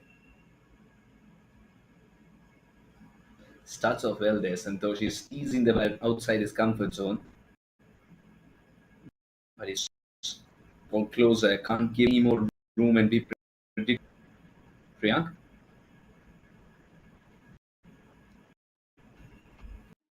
No, definitely leg spinner Santosh coming in right into the wicket, trying to get it as close as possible. And then again, trying to get that wicket again. He just went too fast to the batter. And as I told you before, if you actually try to buy a wicket, you're gonna do some damage to your bowling capabilities and then get hit for 4 or a 6. So it was the same for any leg spinner that actually bowled in the first innings. You just got to try and loop it up and try to buy that wicket because there's nothing to play around with. You have 50 runs left. Just loop it up and just hope for the best.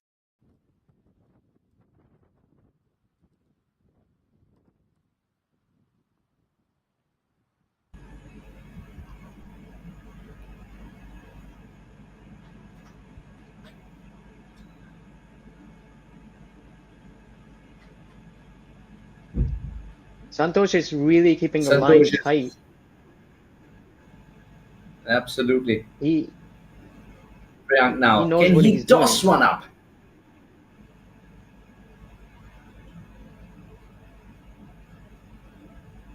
And gone. He does toss one up. Arjun loses his patience. Gifts a catch to the man at long on who didn't have to move an inch. Priyank, this is so satisfying to watch for a leg spinner, I tell you. And this is what I was talking about earlier. Like you just gotta hope for the best and not be scared of just letting it go and let him hit for a 6. And if he gets one, at least you can give it another shot because you have nothing to lose at this moment, because the game is slipping out of your hand. And it might as well just go even further into them Nirvana winning. So you gotta take chances and just loft it up and let it go and let them take the chances for that.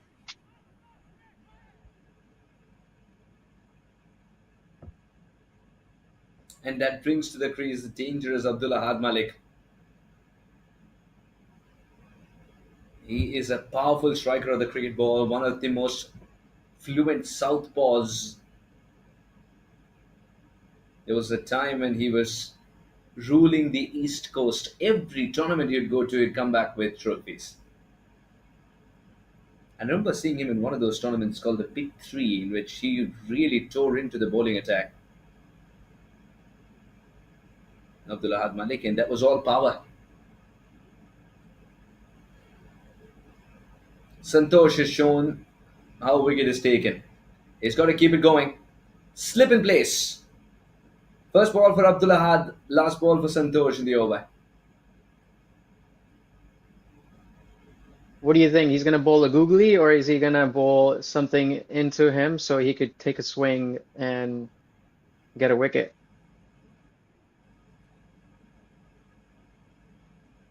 I think from the middle stump, a googly would be perfect because the slip is in place. Let him hit on the leg side. Yes, he was setting up for a shot on the leg side. And Abdullah Had Malik will retain strike. 9 gone, 71 for 2.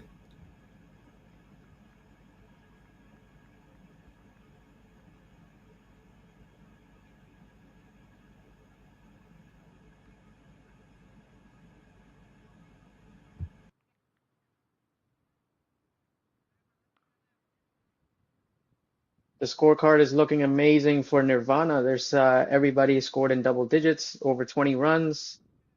Now it's Abdullah who is getting ready to get that to his name as well, get the double digits going and win the game. So this partnership hopefully would be the last partnership to actually finish the game off, or Santosh would have to think really extraordinarily to get the game back from here. So we'll see what happens, and it's cricket. Anything can happen at this time.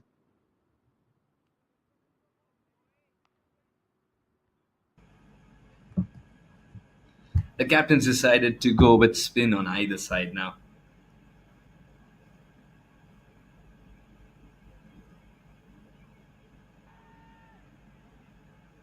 It's gone for the appeal still. The wicket keeper, I think he's appealing in installments. He earlier went for the appeal, then it died down, then he went back again.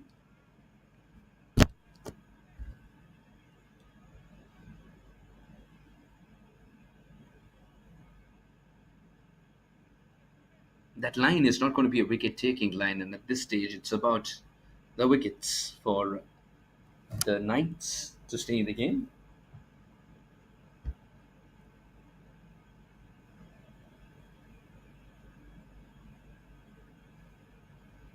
Even if you're marginally short, he will pounce on it. There is protection in the deep. Abdullah Had Malik has a knack of prodding on the back foot and putting balls away through deep mid wicket. You've got to be very careful of the line here. And Imran, if he errs even a little bit, then Priyank, as you would know, Abdullah Had will not wait much to latch on to it. See, again, the idea is to go and flight the ball. This is not going to happen. If you keep going, that's 4. So if you keep going fast and you want to cramp up the batter or get it slide through, it's not going to work. You have to take the chance, just like Santosh did. Just loft it up and let them hit for a 6. And bowling fast is not going to help them at all.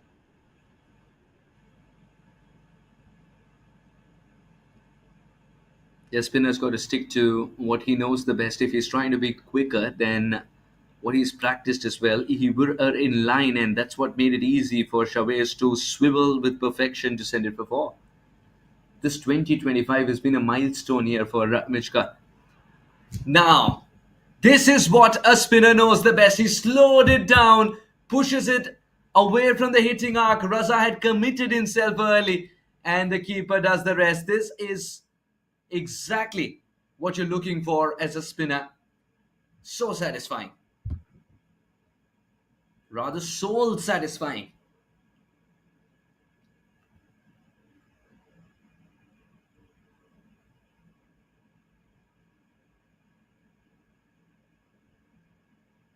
See, as I told you earlier, it's Priyank, just that flight of the ball. If you're not going to flight the ball, you're not going to get the wicket because the batters, in most cases, are committed into those shots. So you need to have them weighted, get the tempted, and then go for it. It's easier to just instinctively play a shot rather than improvising the timing of when it's going to land, how it's going to land, where it's going to go. is there a twist in the tail here? Can they pick up a couple of more wickets and then it's game on suddenly? Waqar Suleiman in 109 games and plethora of runs, 3,165, and the strike rate is a plenty at this stage. Looking at the required rate,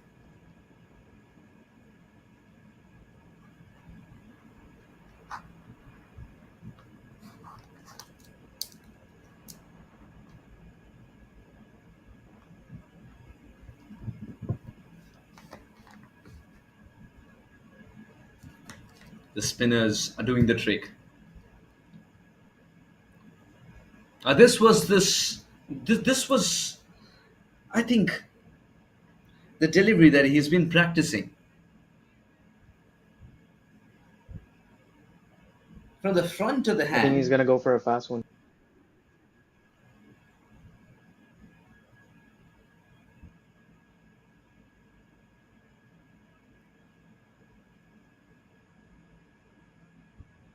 End of the over, at the end of 10 overs, 78 for 3.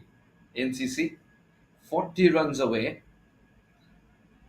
from victory, and that is in 30 overs.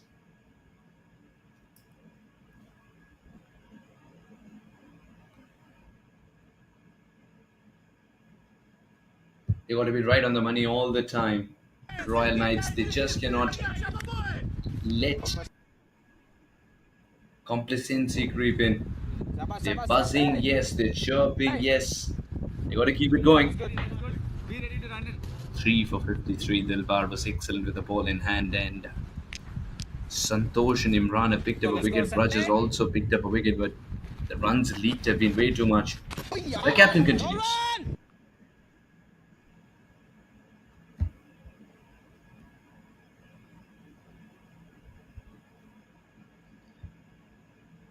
Pressure can be built only with dot deliveries, and the best form of a dot delivery is, of course, the one that brings a wicket.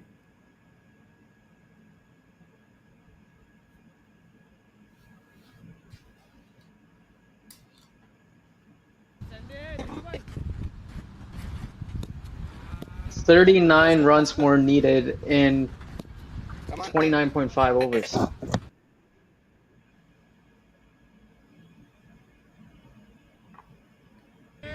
That's a really good ball. Santosh is doing really well with leg spin.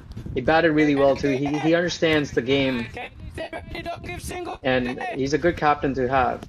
But it's just the fighting total is just not enough. There wasn't a lot of batters that could actually help him out.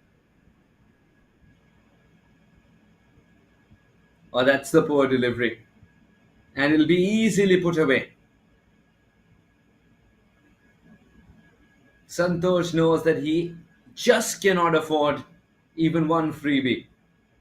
And Abdul Ahad Malik would have put this away half asleep. Easy pickings.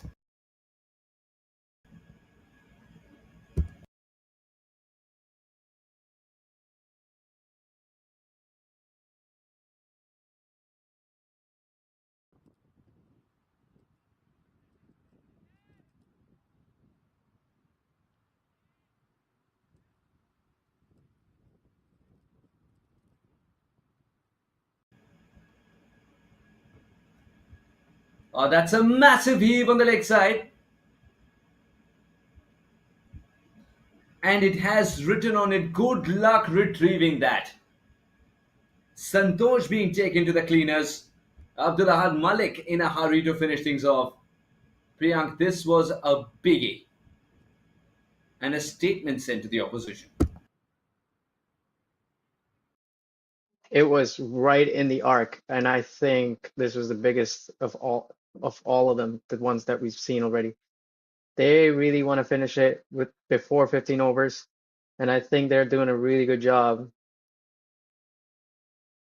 Nirvana is just taking them on, and they are putting a stomp on Royals and letting them know they're going to win it.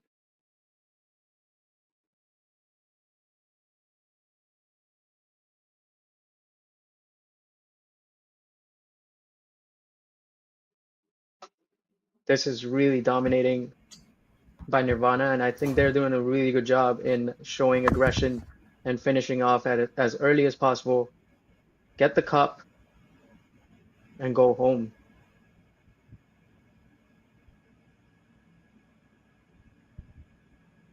This is the second time these two teams are in the finals of 40 overs in the history. So they've seen each other in the finals before, and this is the second one.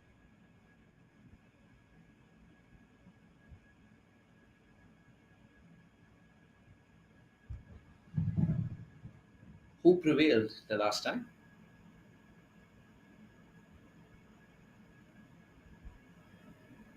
Priyank, when these two met? Solid sides indeed.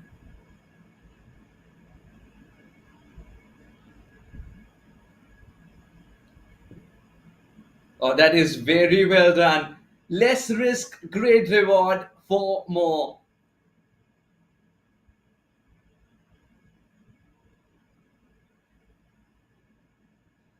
We are trying to slow it down as much as possible, so much so that we can read the number plate on that car. But the ball is not stopping. That's going only one way. 4. 4-6-4. Abdul Ahad Malik has asked with his little innings, what is the fuss about?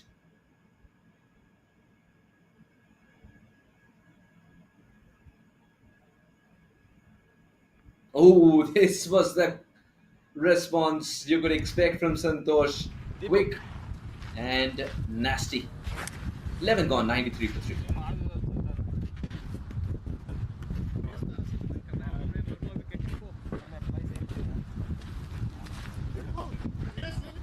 Yeah, sleep please.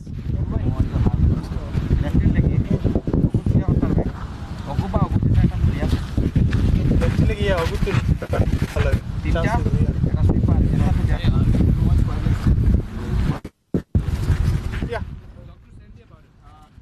Faizan bhai.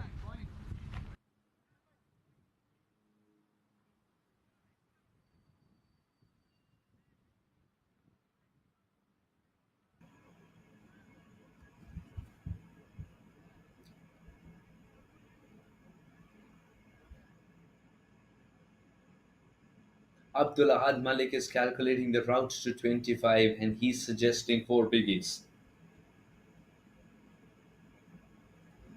On a windy day, he sees which way the wind is blowing and sends the ball in that direction. That's a wide delivery. He was flirting with the wide line.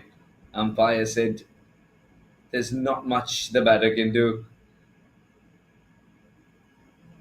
That is a wide delivery indeed. The umpiring and in the entire league, it's been terrific. Today, Karthik and Kiran, the two umpires in the grand finale.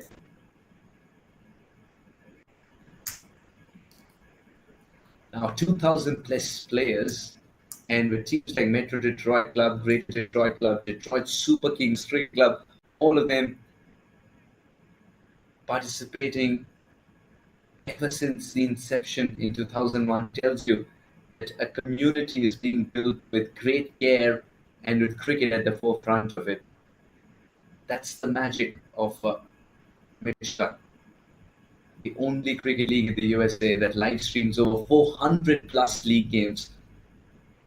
Testimony to the scale, the consistency, we talked about the commitment, and of course, the accessibility for every cricketer to see the matches, learn from them, at the same time yearn to be a part of the competition too. Get inspired.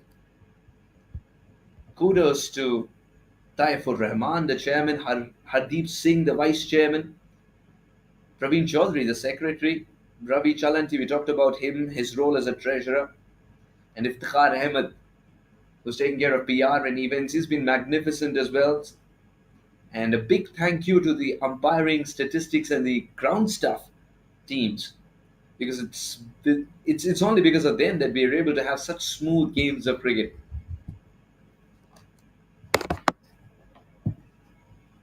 That is powerful and crisply struck. Doesn't have the legs to go for four because the outfield is not helping him in that direction.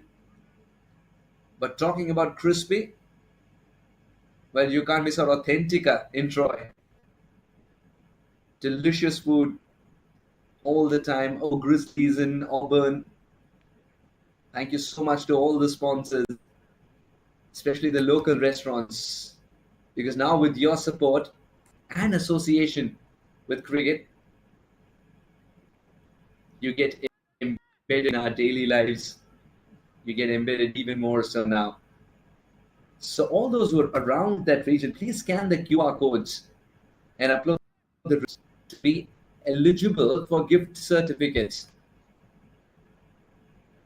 Priyank, you wouldn't mind doing that as well, and I wouldn't mind doing that in my next trip to Detroit.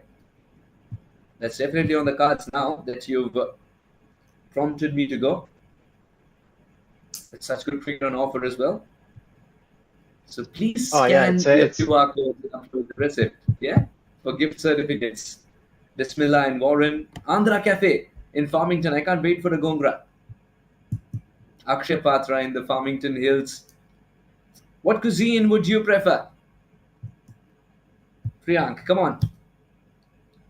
there's so many to choose from, but my stomach doesn't really handle Indian food, so there has to be like a non-spicy one. I think the best would be the one that actually doesn't have too much spice or masala in it, to try to not get my upset stomach for the next day. But I would definitely try it, see how they go. And yeah, I would you have to come to Detroit and just experience all this, and now you know where to go. So I think you have a list of things to do when you come around. Absolutely. The itinerary will have cricket at the heart of it. 101 for 3, the Nirvana Cricket Club. And this is just the right time to thank our season sponsor, Yash Technology, the title sponsor, and our gold sponsor, Lincoln. It's with your support that cricket fans around the world are able to watch and enjoy the Mich-CA T30, T40, and more. This T40 has been a magnificent cricket tournament.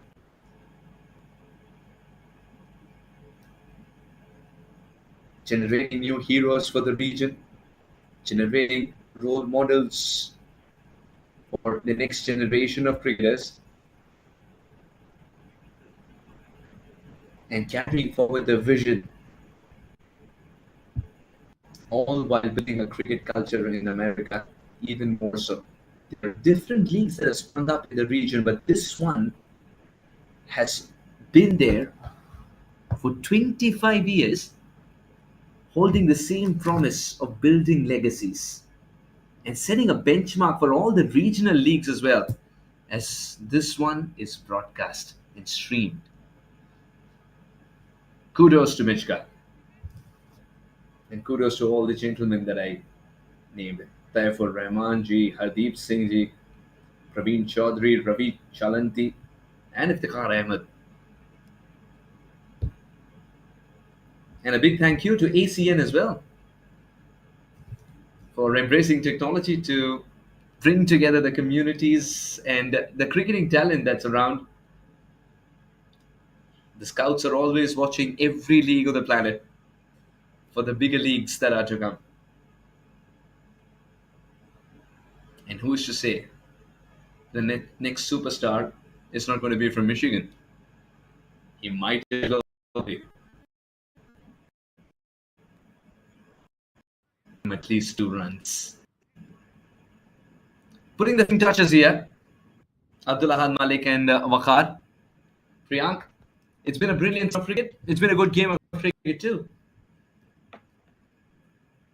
Today it's just been a one-sided game. Finals, disappointing that it wasn't like the more fighting, more entertaining, but it was more about, the one team just winning instead of a close final that everyone wants to see. But I think it was a good cricket all around. Uh, there's certain things that we got to know, the overcast, like how the toss was won by one team and the team that was bowling, they utilized it, they were just on top of it. They knew the overcast weather would help them out. Maybe they were thinking of bowling first anyways. So it came in really handy for Nirvana, and it's been a good cricket so far. It's been a good day out for people, people who are watching from outside and supporting their own teams. Like you could see on the boundary, you could see how much of a support that there is. And obviously the sponsors, everyone put everything together. This live feed, there's about 6 cameras all around. You have like the third umpire or the replays, reviews. That's the first that I got to see this league had it. And it's one of the best things that you could have in any league or tournament. And it gives a great opportunity for these guys to grow who are actually, doing the live feed here, live streaming. And in the future, I think this would be the future in club cricket and regular league cricket, where you can just have these kind of stuff to be installed and get to see and get to review everything that you need to do. So I think overall it's a great cricket game, great structure, and they did well in organizing all of the stuff. Yeah, really well said. Because once it's streamed, it opens up the world.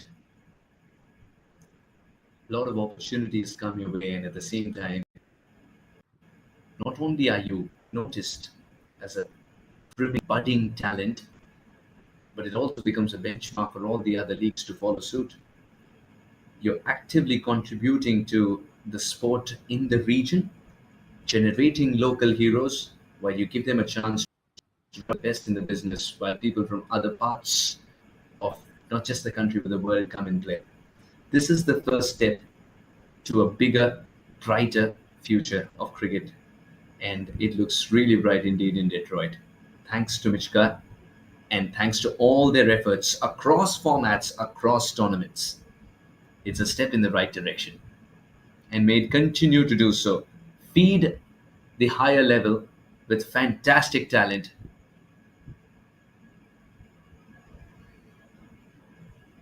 Mich-CA, this is where the gems are unearthed.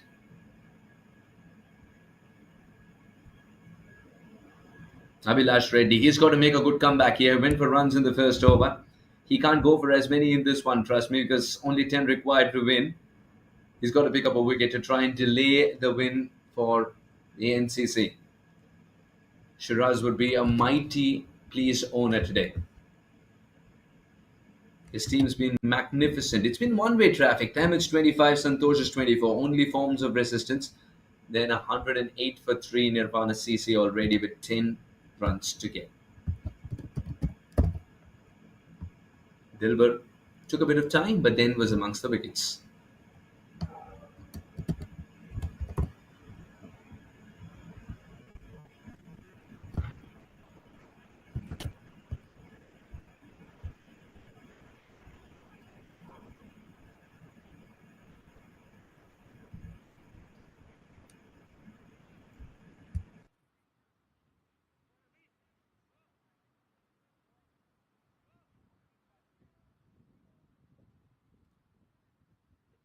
Only 9 more runs required in 26.5 overs.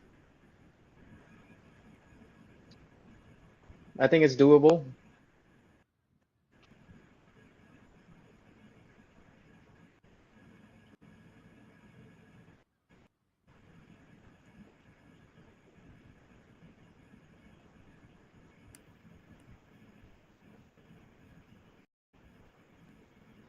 Abdul Ahad Malik is loading a big shot. he gets too tired if it's done in quiet singles because he says it's too boring.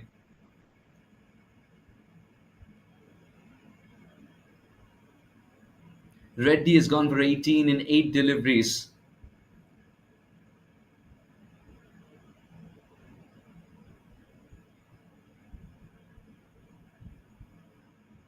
And Malik will cut loose. That's got power, precision, everything you need to send it for 4. Just a hit away from victory. The Nirvana CC. Priyank, you enjoyed this, didn't you?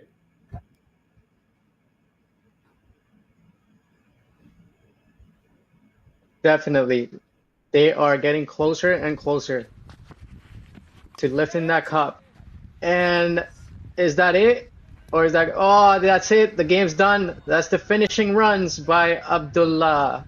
And that's where they actually keep it to themselves. The cup comes to Nirvana, and they won by 7 wickets. Still 28.4 overs to spare, and they did amazingly well in this final game. Dominant, aggressive, whatever you want to say to it. They unleashed everything in this final. Oh, this was a magical hit as well. Abdullah Malik staying put, creating room for that big bat to come through. And no half measures whatsoever. Bam! And right over the fielder at long on his head. No chance whatsoever. What a shot for 6. Finishes the game off in a very Abdul Ahad Malik style. And Nirvana CC find another reason to celebrate today. They have been absolutely clinical come the big day. And it's a team that will be mighty pleased. Headed by Haider Bhatti, owned by Shiraz, who's got cricket brimming in his heart. It's a team that he's brought together more like a family more than a franchise. Mighty pleased with the effort, Haider Bhatti. And they just couldn't put a foot wrong. The only thing that didn't go their way was the toss. And that too was a blessing in disguise with so much swing on offer. Dilbar picking up 3 wickets. Naseem excellent. Abdul excellent with the ball in hand. And after that, it was one-way traffic. And NC Nirvana decided to come out and bat. Abdullah Malik providing the finishing touches. Waqar staying out there. While Haider Bhatti decided to tonk a few in the first few overs to set the tone for this run chase. The Nirvana CC go past the Royal Knights in the grand finale and make it a one-sided affair. What a tournament it has been, and what a great game of cricket this turns out to be as well.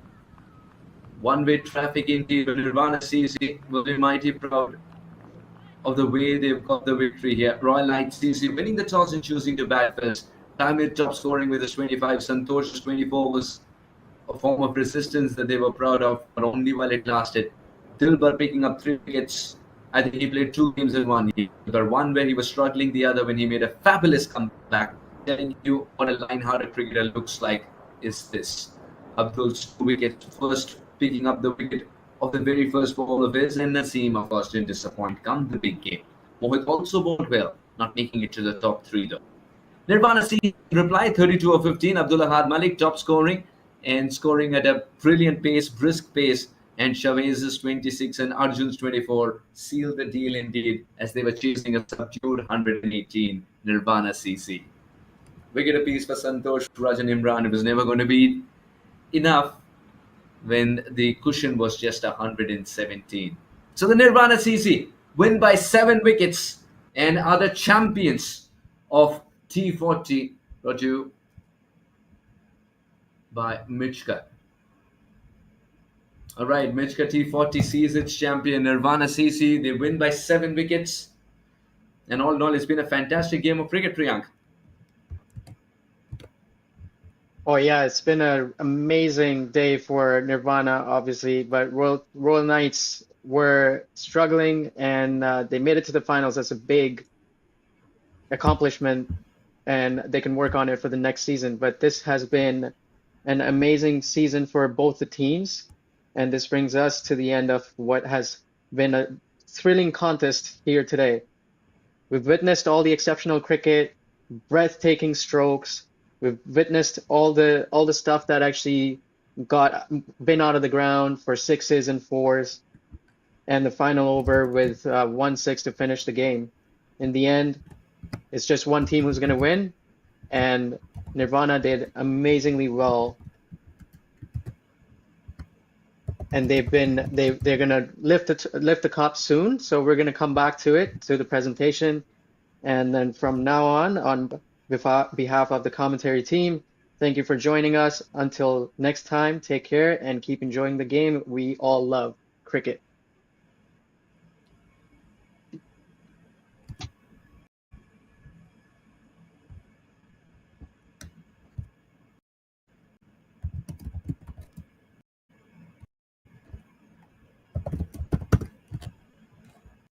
All right, you'll get to see the glimpses of the cups being lifted perhaps in your social media, but it was so heartwarming to bring you every ball of this game, and it feels like contributing to the heart of cricket in Michigan, a, a place where talent continues to bloom and blossom thanks to Mich-CA's efforts. 400 plus games, not easy to stream, but every season coming back with the promise of making it bigger and better. A huge thank you to all of you involved, including ACN, who brought this in every home through technology. I'm Suhas Vedam alongside Priyank from Toronto, and we sign off, promising you that we'll be back with more exciting cricket to show. That's all we got for you today. Have a good one.